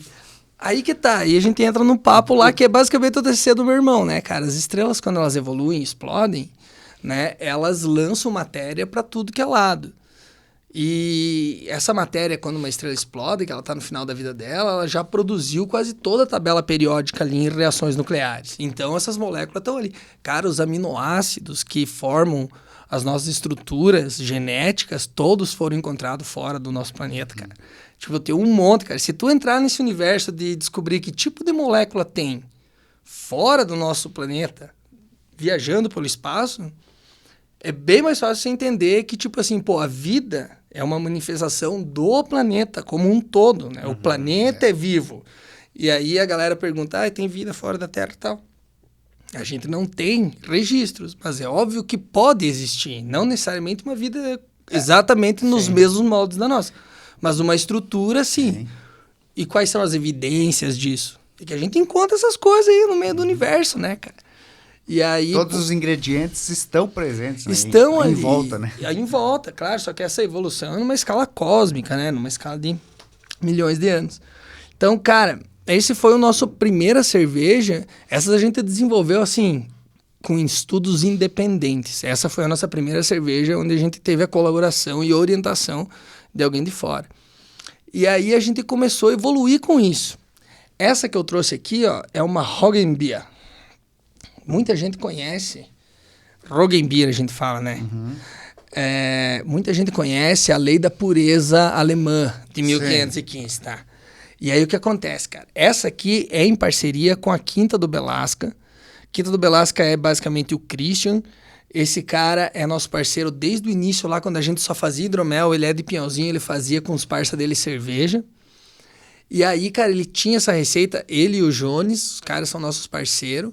Eles tinham uma receita de Roggenbier. Roggenbier é uma cerveja de centeio. Tá? Centeio, malte centeio. Beleza. Aí a gente começou a colaborar também. De onde é que vem essa breja, cara? Com essa lei da pureza em 1515, da lei da pureza alemã de cerveja, que é uma coisa muito usada nas cervejarias aqui como um marketing, essa lei, cara, faz essa cerveja desaparecer. Porque para fazer cerveja pela lei da pureza alemã de 1515 é água, lúpulo, levedura e malte de cevada. Uhum. Então o centeio não era mais para usar centeio para fazer cerveja. E essa receita fica esquecida. É só com esse boom de cervejarias artesanais agora no século XX, no final do século XX, que a galera começa a redescobrir essas receitas. E o Christian veio com essa aí. Então essa é a nossa primeira collab com ele. Então, que é uma cerveja então, que traz centeio, né, cara? Que é uma receita histórica. Então a gente tá resgatando essa outra história lá, europeia no caso, né? E olhando um outro lado da lei da pureza alemã da cerveja, entende? Que a gente sempre olha isso como uma coisa, os caras, tem uma lei de pureza. Mas se tu olhar para outro sentido, um monte de tipo de bebida que os caras faziam que tinham sabores específicos acabaram sendo, não proibido, mas foram deixando de ser produzido, né, cara? A própria lei, ela acabou podando ali a possibilidade de fazer outras coisas. A diversidade, né, cara? E aí a gente tem essa tradição de as cervejarias começarem a produzir só um estilo de cerveja muito grande. Então a gente resgatou. Aí, cara, junto com o Christian, a gente também fez uma German Pils também, muito legal, que é uma cerveja, é conhecida como a cerveja da precisão, da era da precisão. Ela começa a ser reorganizada no século XX, com a gurizada pesando todos os ingredientes. Sabe, a cerveja metódica, da precisão. Então, fizemos essa cerveja com o Christian também. Com ele, a gente fez cidras. A gente tem uma que chama ácidra, cidra é um fermentado de maçã. Certo. A gente ainda adiciona hibisco e pimenta rosa e fica uma bebida super carbonatada, bem refrescante, né? A gente tem uma pegada de cidra como se fosse um produto assim muito de baixo custo, mas é do outro lado, é uma hard cider, então quer dizer, é uma cidra produzida conforme as técnicas francesas, certo? Então, não é a mesma pegada da cidra... Não é essa cidra que tu compra no mercado, né? Não, é outra pegada. Então, com o Christian a gente também fez as cidras e tal. Depois a gente desenvolveu uma Black IPA, cara, que é uma IPA escura. E essa é dificílima de você lidar, porque os lúpulos e os maltes escuros, eles aumentam o amargor. Então, é uma cerveja complicada de você lidar. Mas a gente faz ela uma vez por ano, às vezes uma vez cada 2 anos. Aí começamos a trabalhar também de volta à brasilidade a sour. Vocês já ouviram cerveja sour? Não, cara. É uma cerveja ácida. Ácida com gosto de fruta. É o primeiro estilo de cerveja brasileiro reconhecido internacionalmente. Sai a carga de lúpulo intensa e entra fruta. Ela é cítrica? Cítrica. Ela vai puxar o saborzão da fruta.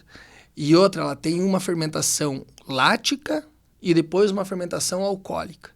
Então, primeiro tu faz uma fermentação lática nela, onde os açúcares vão ser transformados em ácido lático e ela fica muito ácida, por isso sour. Depois tu entra com a fermentação alcoólica para produzir o álcool etílico e depois com um monte de fruta. Aí a gente fez a nossa... Agora está em produção. Colocou pitaia e goiaba. E daí a pitaia não dá muito sabor, mas dá aroma. E dá uma cor, cara. Ela fica rosa, assim. Fica uma cerveja muito louca. Rosa, assim. Rosa choque, assim. E a goiaba traz o sabor. Então é um outro estilo de cerveja brasileira que está se popularizando no mundo bastante, cara. Bastante. Aqui no Oeste ainda ela tem... as cervejarias todas fazem sour. Mas ainda ela tem uma saída menor porque a galera ainda tá conhecendo esse estilo. Mas, cara, lá na Campina, quando a gente faz a Sour, a Catarina Sour, inclusive chama Catarina Sour em homenagem a Santa Catarina, porque ela foi criada em Blumenau, aqui em Santa Catarina. Então, é um estilo mundial já, pô. Os gringos estão fazendo demais Sour, assim. Cara, vende muito bem, vende muito rápido, assim, no verão, porque ela é amplamente refrescante. E aí, cara, a gente tá com o Moscow Mule. Todo mundo já ouviu falar Moscow Mule, eu acho. Né? Aquele drink da espuminha de gengibre. Esse aí é o nosso Moscow Mule original. Aquele maravilhoso. Aquele maravilhoso é a marca. Essa foi uma jogada sensacional, né? O nosso departamento de design também é o Estúdio Automática. Na era da Ambroso é a designer.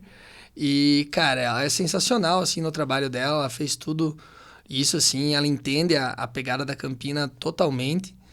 E aí ela batizou aí, chamou aquele maravilhoso. E eu gostei bastante da ideia, a gente curtiu demais. O que é esse Moscow Mule, cara? A gente conhece o Moscow Mule com a espuminha, né? O Moscow Mule da Campina não vai espuminha. O Moscow Mule original é xarope de gengibre, ou refrigerante de gengibre, gengibir, vodka e limão. É isso. Aí aqui no Brasil começou essa cultura de colocar espuminha e tal, beleza. Mas numa viagem que eu fiz lá para São Paulo, a gente conheceu esse estilo assim que o cara serve sem a espuma, cara. Saca? E fica muito... O drinkability fica melhor porque tu não fica lambuzado, sei lá. Essa é a pior parte, a pior experiência que você toma Moscow Mule. Tem que tomar no canudo. Cara. E aí, cara, eu curti a ideia, trouxe a gente... Com o pessoal do bar, a gente desenvolveu a receita e começou a vender ele na Campina. E hoje, cara, ele tem uma tiragem, assim, razoável, assim, de drink. É o drink que a gente mais vende lá. Vende no TEP, a gente faz em barris de 30 litros, bota na latinha. E essa foi a fase que a gente inaugurou, então, os drinks, cara. E para chegar na atualidade hoje, então, a gente desenvolveu, então, um drink sem álcool. Que é o chá mate da Campina. Também nessa pegada que tu vê, tipo, uma galera, várias empresas do Brasil investindo em mate, em chá mate. Sim. Só que, cara, o chá mate é outra coisa que é nossa, cara. É daqui, dessa região da América do Sul, né? E principalmente do Paraná, aqui, Xanxerê, Ponto Serrado. Pô, essa região aqui eram campos de mate, né, cara? Erva mate Não, e tá na nossa cultura. Sim. Outra coisa que a gente aprendeu com os povos originários, né, cara? A consumir o mate. E aí, vendo que, tipo, tinha um monte de empresa lançando, né? Checkmate é um clássico aí, uma bebida alcoólica à base de mate, guaraná, um monte de coisa. Eu dei início à última pesquisa que a gente desenvolveu, que foi pesquisar a etnobotânica da erva mate. O conhecimento dos povos originários sobre a erva mate e como eles utilizavam isso de forma benéfica a eles, tipo medicinal, né? E basicamente a erva mate é um energético, né? Ela tem cafeína, né? Ela in natura tem até mais cafeína do que no café, em alguns casos. E aí a gente desenvolve, então começa aí, além dos produtos com álcool, a gente começa agora então pisar nesse território das bebidas sem álcool. Mas não só, porque daí você pode usar isso aqui como uma base de drink. Se você adicionar rum, limão, cachaça, vermute, tudo fica muito massa com esse chá. Então a gente desenvolve mais esse produto. Então por isso que ele vai na linha de um laboratório, porque a gente constantemente vai criando coisas, aprendendo coisas, testando no nosso laboratório ali na rua. Se funciona bem no bar, vira lata. Você começa a sair na lata, vai aumentando a produção. Então, a gente criou assim. Só que esse produto a gente não lançou ainda. Lá no SWX, eu falei sobre esse produto. E ele estava lá também, né? Ele estava lá também, cara, como um energético. A galera tinha que criar uma empresa em 2 dias e fazer funcionar, cara. Então a gente levou um energético lá pra galera. Qual que é o diferencial desse produto, cara? E já tá em cima da mesa aí, fizemos um corte seco. Então, cara, daí o que acontece? Então a gente tá indo para essa fase dessa nova pesquisa, né, que a gente ainda vai lançar esse produto, né, que estava lá no SWX, mas ele ainda não está com com todas as suas especificações regulamentadas. Então, a gente tem ele ainda em escala de laboratório e comercializa ele direto lá na Campina. O único lugar que você vai conseguir tomar esse chá, por enquanto, é lá. Pub, lá no bar. Lá no nosso pub. Então, eu fui lá, peguei da torneira lá e servi aqui numa ampola. Um pouco do chá para vocês conhecerem, cara. Ele é carbonatado, cara. Agora ele tá um pouquinho quentinho, né? Pode ir passando. Mas tu tem que tomar ele com gelo. Mas eu vou narrar para vocês aqui, vou orientar a degustação guiada. Vamos lá. Quais notas a gente encontra aqui, cara? Esse produto, ele é para ser... Ele é revolucionário, não que é para ser, né? Por uma questão... O cheiro é muito bom. Seguinte... No aroma, o erva mate predomina. Sim. Mas lá no fundo, tu vai sentir uma cidreira. Porque um cítrico, ele vem de... Então, a gente usou aqui 2 ervas. A erva mate tostada e o capim cidreiro. Aí, o dulçor, cara, essa é a grande mudança aqui. A maior parte dos chás e dos produtos e refrigerantes são adoçados com açúcar de cana-de-açúcar. A gente sabe que a glicose e o alto consumo de glicose é prejudicial. E, cara, se tu levar em consideração desde os anos 70 a quantia de Coca-Cola que a gente toma, refrigerantes, assim, uma bomba de açúcar. Então, a gente quis fazer não só um produto que tem uma história ligada com os povos originários na sua essência, mas a gente também quer trazer uma preocupação com a própria sociedade como um todo, saca? Então, a gente tirou o açúcar de cana e usou suco de maçã para adoçar. A maçã é doce. Se você evaporar a água e concentrar o suco dela, você tem, tipo, um suco concentrado, né? Denso de maçã. Tipo um mel. Um melaço ali. Um melaço. E o sabor fica louco, cara. O que acontece? A quantia de calorias aqui é muito pequena. Numa lata de 473, ele vai ter entre 86 e 96 calorias. Pouquíssimo mesmo. Muito pouco. Ainda mais com erva mate, que vai te trazer energia e antioxidantes, e o capim cidreira, que traz o cítrico e funciona, como ele traz um pouco de ácido cítrico, funciona como um conservante dentro de toda essa parada. Então, esses são 5 ingredientes, né? Água, erva mate tostada, capim cidreira, suco concentrado de maçã e gás carbônico. Certo. A gente gasificou ele. A ideia é que ele substitua um refrigerante e seja base de drink, cara. Pô, antes de beber, vamos brindar aí, né? Desculpe. Saúde, pô.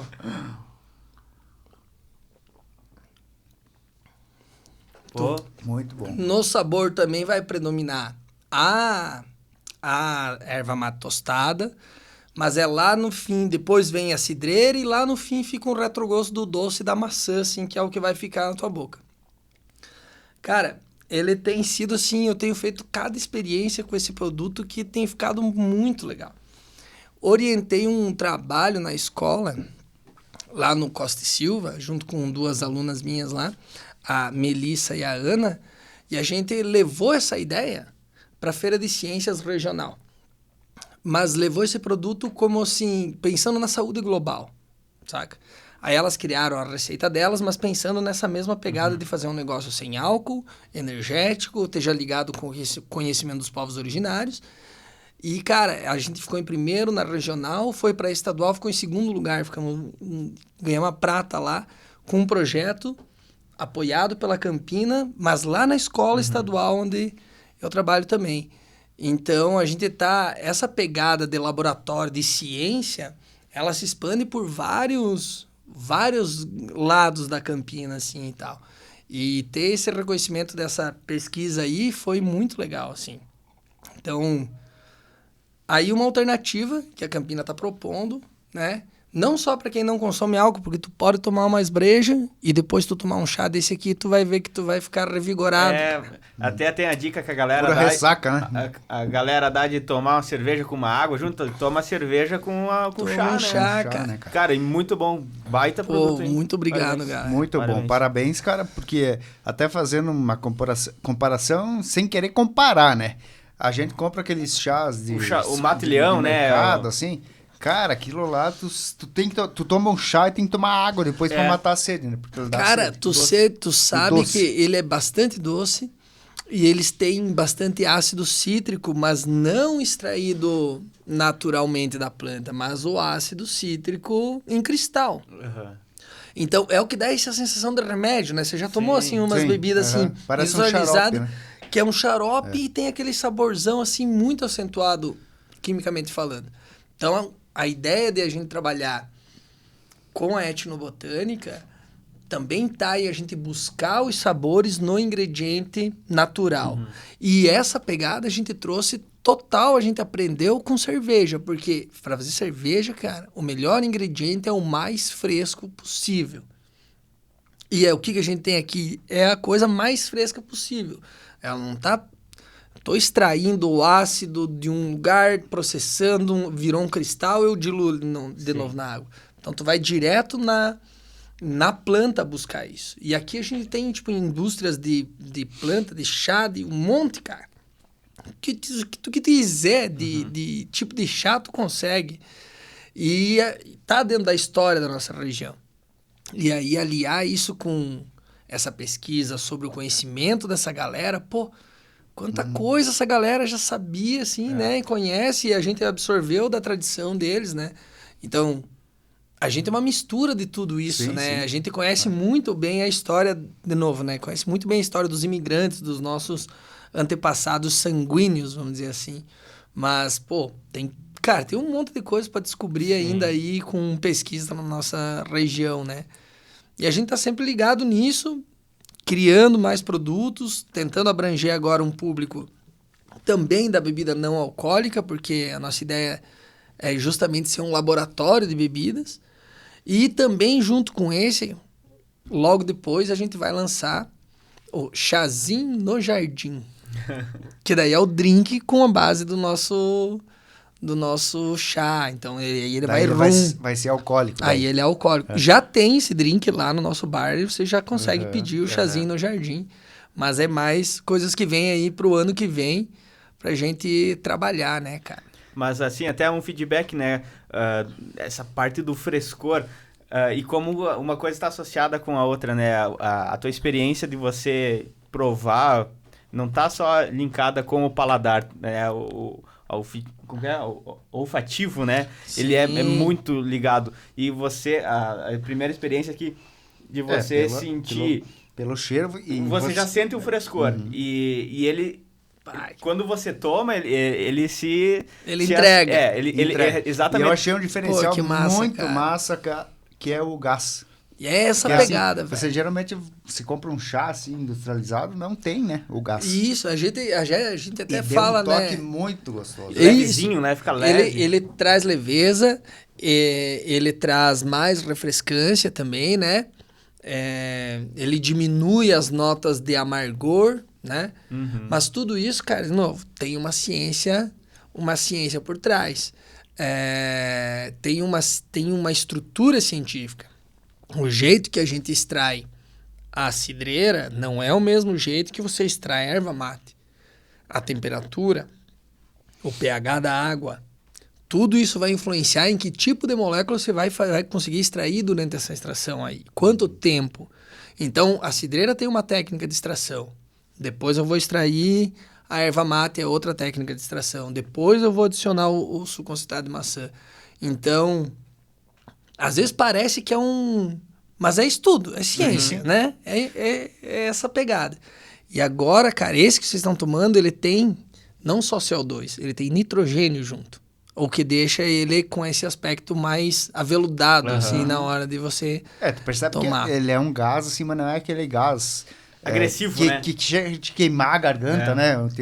Tu toma um refrigerante, até com gás, às vezes, toma e a ideia acaba queimando, né?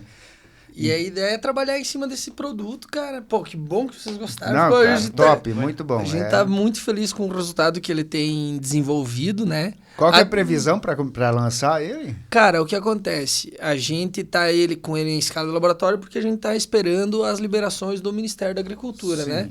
Então, ele tá em andamento. A nossa previsão é que ano que vem, para depois das férias do ano que vem, né? Lá por fevereiro a gente já esteja com ele regularizado e já enlatado. A ideia é envasar ele em latas. Ele vai sair em latas e vai sair no growler patch se você for lá na Tô curioso pra ver o rótulo, porque todos são muito criativos, né? E aí, isso aí. Lá no dia do SWX eu apresentei a prévia do rótulo. E a gente tá trabalhando ainda nele. Ele já tá todo bem estruturado. Mas aí a gente ainda tá... Como a gente tem esse tempo até regularizar, a gente também tá analisando, vendo, revendo, mas logo vai sair toda essa pegada aí, toda essa criatividade vai sair também nesse rótulo, cara. Muito massa. O tamanho do produto de vocês é sempre nessa medida aqui, 473 ml? Sempre 473. Ou tem diferenciação dele? Não, é a mesma lata padrão para cerveja, cara. Pô, a lata era um negócio que a galera... Esse é o famoso latão, né? O latão, que cara. Lá, assim, ó, lá atrás. E da onde é que veio? O que é 400... Por que 473 ml? É uma medida de um pint. Pint é uma... Que nem o shopping. É uma medida de cerveja. Então, cara, essa história... A galera conhece. Tipo assim, sei lá. Como é que tu media um copo de cerveja? Assim, vamos pensar 200 anos atrás.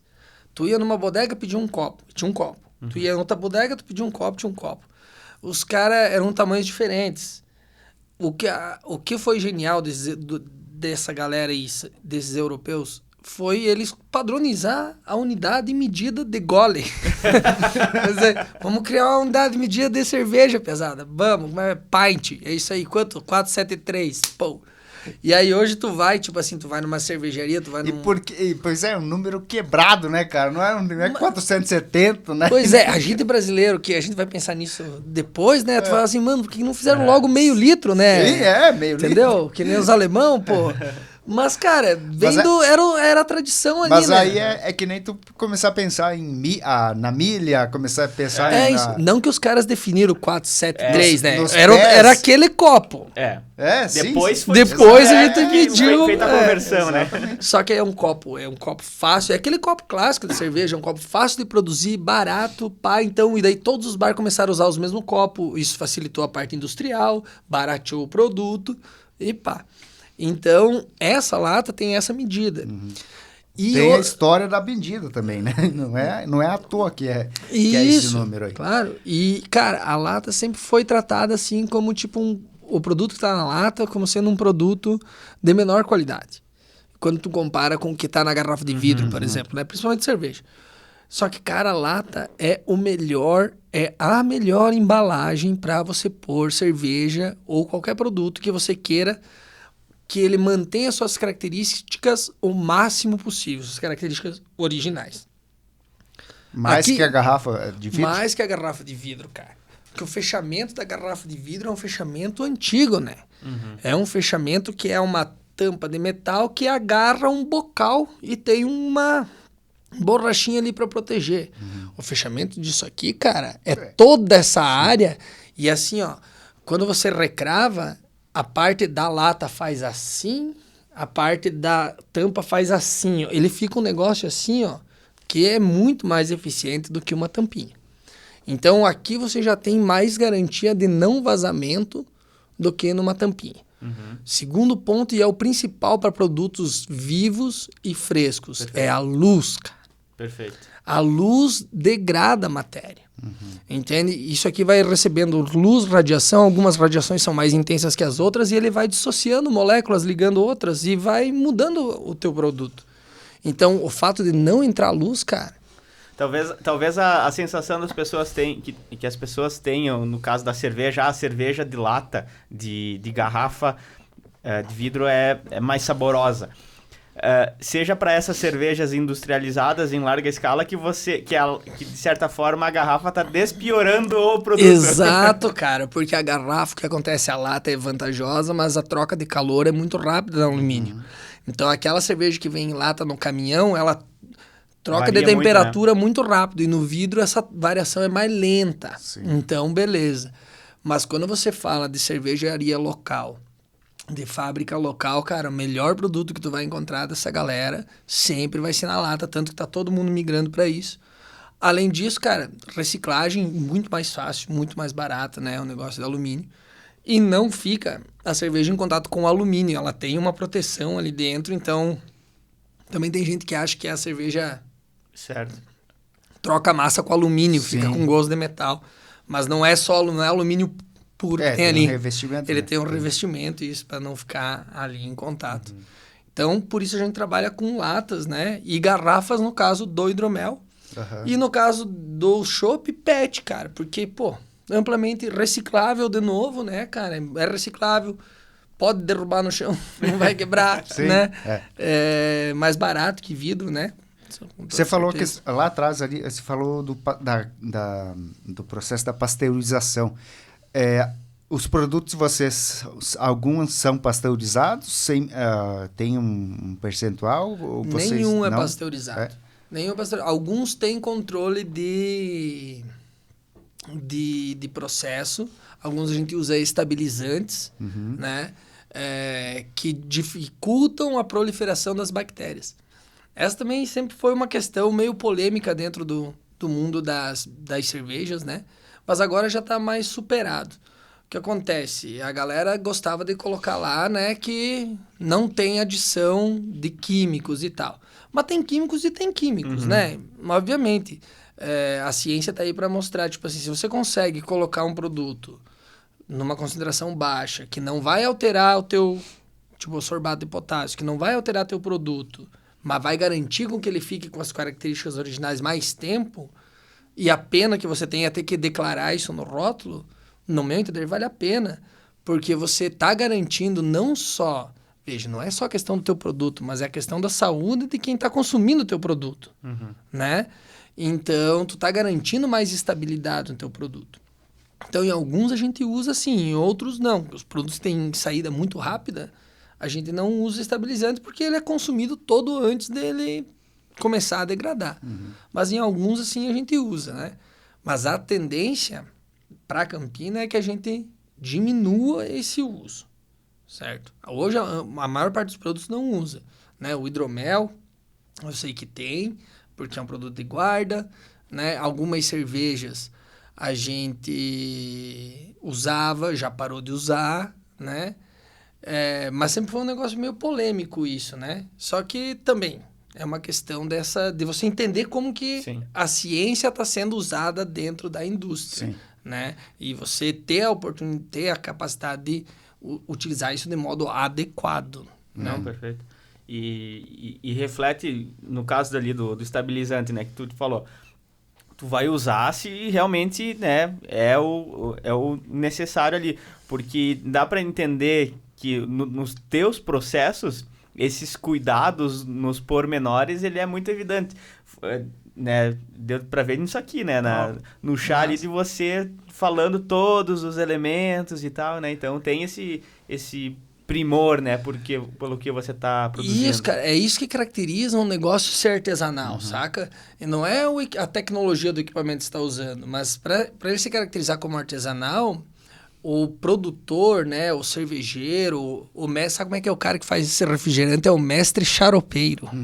Porque é um xarope diluído, né? Então isso aqui Tanto também, é que se né? você tirar o gás do refrigerante, fica um xarope. Ele é um xarope, assim. mas era assim mesmo. Então, quando faz o chá lá, o Giovanni, quando faz o chá, é o mestre xaropeiro lá da Campina. É sobre a capacidade de quem está produzindo de modificar e alterar os padrões, os ingredientes e os padrões que você está querendo obter. Então, é óbvio que você pode ser levado a pensar que, tipo, pá, sei lá, vamos colocar estabilizante aí para garantir não sei o quê. Tipo, como se fosse um negócio assim, não, vai metendo aí até que... Não, cara, tudo que você vai fazendo, todo o desenvolvimento de um produto, né, desde o nome, desde a estrutura histórica que você vai desenvolver, até os pormenores da estrutura de produção. Se é tantos graus, se o pH é tanto, se o dulçor é tanto, se a gente precisa de estabilidade. Que tipo de produto precisa de mais estabilidade? Produto que é mais suscetível a isso. Então, com certeza, um produto, por exemplo, que tenha muito lúpulo, que é o caso das IPAs, ele vai degradar muito rápido, cara. Entende? Ele vai degradar. Porque o CO2 tem molécula, tem um carbono e um oxigênio ligado com carbono. volta e meia essas moléculas se desligam e aparece um oxigênio. E oxigênio oxida a cerveja, ele degrada. O que o estabilizante faz? Ele sequestra esse oxigênio antes dele reagir com o produto, saca? Ele está ali inerte, no líquido, e se tiver algum tipo de oxigenação, algum tipo de liberação de oxigênio, ele vai lá e sequestra, né? Ele, quer dizer, a eletronegatividade dele é maior, ele se liga com o oxigênio antes do oxigênio reagir com o lúpulo. Mas se tu vai fazer uma cerveja que não tem tanta exigência, que não é tão complexa, você também não precisa usar Não tem tanto, por que né? usar, né? Isso. Então, temos que pesar nesse modo, né? Entender que a ciência tem que ser usada para melhorar o negócio, para aumentar a satisfação do cliente, para aumentar a eficiência da tua fábrica e tal, né? E nem sempre é o 880. É o mesmo caso da lei da pureza alemã, entendeu? Pô, a lei da pureza alemã, os caras fazem igual a lei da pureza alemã. Legal, mas daí tu não faz cerveja de centeio, tu não faz um monte de tipo de cerveja. Né? Tu não pode pôr mel, tu perde variedade. Não, aqui a nossa cerveja é só com só sem estabilizante. Então, algumas coisas mais complexas você também não vai conseguir fazer. Sim. Ah, não, a nossa cerveja é só com estabilizante. Então, daí tu tá colocando coisa a mais onde às vezes não precisava, né? Então, é toda uma questão... Equilíbrio, né? Equilíbrio. E ciência, pesquisa, né, cara? A Revolução 4.0, Revolução Industrial 4.0 é esse momento que a gente vive agora. É a ciência se aproximando da indústria. As indústrias tendo departamento de pesquisa e desenvolvimento, né? Trazendo essa pegada da academia, de certo modo, é assim que a gente surge. A gente tá na academia, a gente tá na universidade, estudando, e a gente sai de lá para ir para uma indústria e a gente carrega junto a metodologia científica que a gente desenvolve ali, né? Então, por isso que a gente, enfim, tá conseguindo produzir o que se produz e tô aqui hablando dessa maneira, né? Trazendo que nem sempre, né? O que tu vai olhar, que a galera vai te dizer, não, você tem isso é ruim, você tem isso é bom, você não sei o quê. Sempre tu vai conseguir ter um olhar mais complexo e mais detalhado sobre o que você está consumindo. Exato. Uma pergunta que eu queria fazer é em relação à temperatura que se toma a cerveja. Tem cervejas que, inclusive, não sei se no rótulo de vocês não li ele todo, não né? Tem a cerveja, mas tem algumas cervejas que tem, né? Que trazem ali a temperatura ideal.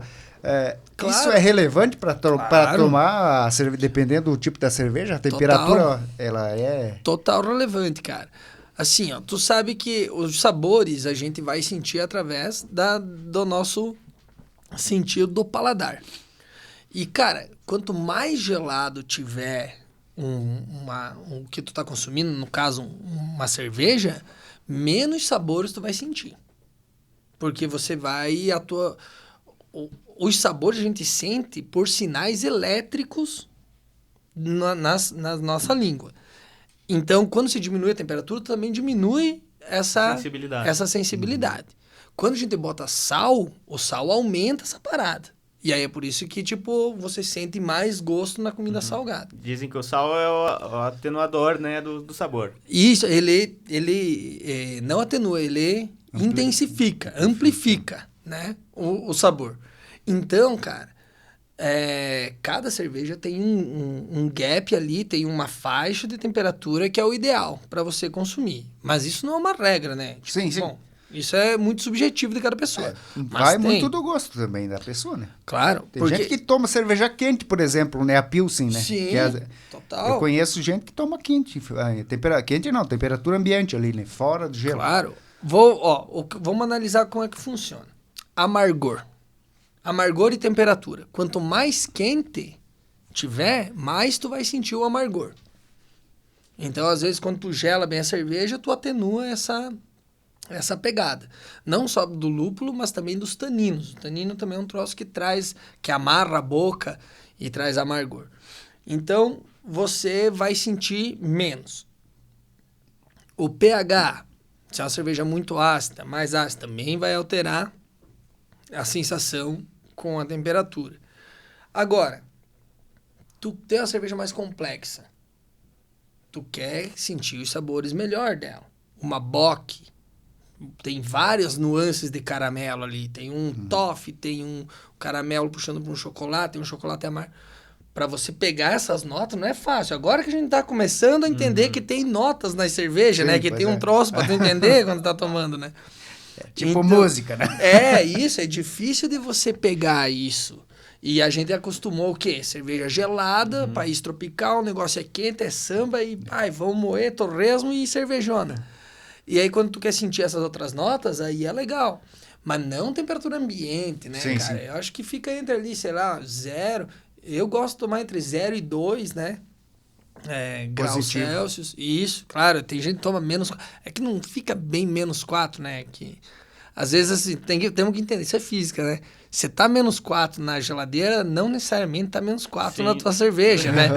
Então, talvez... Principalmente a partir do momento que você tira ela da geladeira. E né? assim, menos 4, às vezes, tipo, já é uma temperatura muito baixa também, né? Tu vai tomar um líquido a menos 4 graus Celsius, é meio cabreiro, né? Mas fica entre ali. Tem várias cervejas que dão essas orientações e, claro, isso faz todo sentido quando tu precisa sentir notas mais complexas, elas vão aparecendo. Quanto mais gelado tiver o líquido, menos aparece essas nuances, né, da bebida. Então, vai depender. Os vinhos também, né, tem a sua temperatura certa para você consumir eles. Sim. Né, certa? Enfim, a orientação do recomendada, sommelier, né? recomendada do sommelier, que é o profissional que entende daquele negócio, né? Mas cada um vai tomar como quiser, né? Mas se desse para fazer uma dica geral, então as cervejas mais que tem não sei se saborizada é o termo Eu certo. acho que as cervejas mais complexas a gente Sim. usa, no sentido de que tem Mais itens. mais sabores para você sentir, mais camadas, né? O ideal é tomar com a temperatura um pouquinho mais elevada. Mais né? elevada. O que tu tem que tomar geladão trincando é lager, né? Sim. Lager, Pilsen, Que que é o a ideia é essa mesmo, é refrescar. Mas agora, se tu pega uma German Pils, que a gente tava falando antes, já é uma cerveja que tem nuance. Já é uma cerveja que tem notas ali. Quanto mais gelado tu tomar, menos tu vai perceber. Mas aí vai dar intuito, né? Sim. Tu não vai também ficar a tarde inteira com teus amigos degustando a cerveja, né? Tu consegue degustar as primeiras, né? Isso, né? Tipo, né? Essa é a pegada. E aí a galera vai usando conforme quer, né? E depende da temperatura que tu tá no... Aí depois tem que ter um termômetro lá também, né? Uma geladeira para cada tipo de cerveja. né? Cara, Não. isso é complicado. Aí- Pô, e tem essas nuances, cara. Cada tipo de cerveja tem uma carbonatação, entendeu? Sim. A Dry Stout da Guinness que eu falei, pô, ela tem que ser carbonatada com nitrogênio e quando tu toma ela é quase flat, assim, quase não tem gás. Sim. Agora, tu pega uma Pilsen, ela já tem que ter uma carbonatação maior. Tu pega uma Weiss, tem que ter uma carbonatação, muito grande, entende? Então, depende da cerveja. Se você quiser ser fiel ao estilo tudo, ela tem temperatura para ser consumida, ela tem o copo, porque como Sim. tu falou, a primeira coisa é o visual. Depois, quando tu vai trazer para cá, tu vai sentir o aroma. Aí é na hora do aroma que você constrói o teu preset sensorial. Porque o que tu sentiu de aroma, você já tem a referência para sentir de sabor. Sim. Então tem o formato do copo que vai pronunciar melhor aquele aroma. E aí a temperatura que você vai consumir aquilo ali, né, cara? Então tem todas essas nuances. E o gás, né? O quanto de gás que você falou. Tem refrigerante que tá cheio. Se não tem gás, a gente diz que tá choco. É. Né? Então isso muda toda a percepção na hora de você estar consumindo um produto, né? Perfeito. Bacana demais. É isso aí, né? Eu acho, cara. Eu acho que foi um papo assim, nossa senhora. Profundo.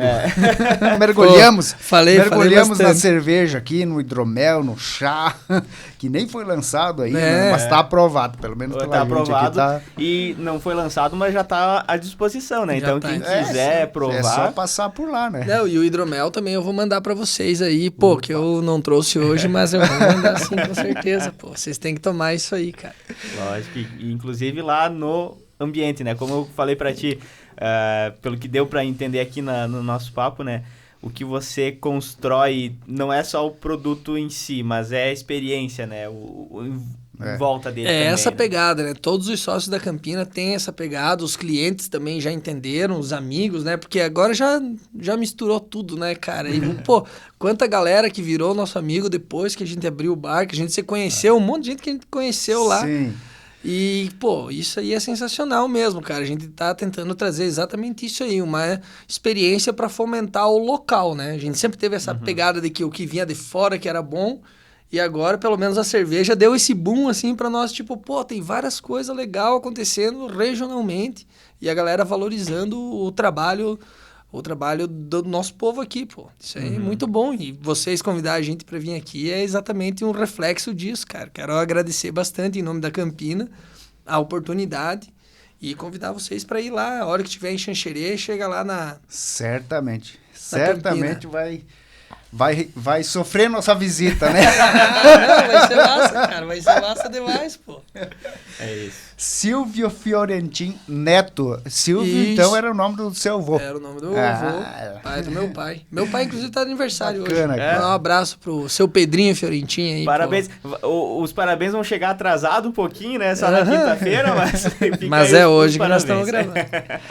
Cara, agradecer a tua presença aqui, você agradeceu o convite, né? Mas nós que agradecemos a tua presença aqui, a tua vinda aqui, trazer toda essa variedade de produtos que é fruto de mais de uma década, né, de experimentos, enfim, é um eterno laboratório, né? Acho que isso é bacana, né?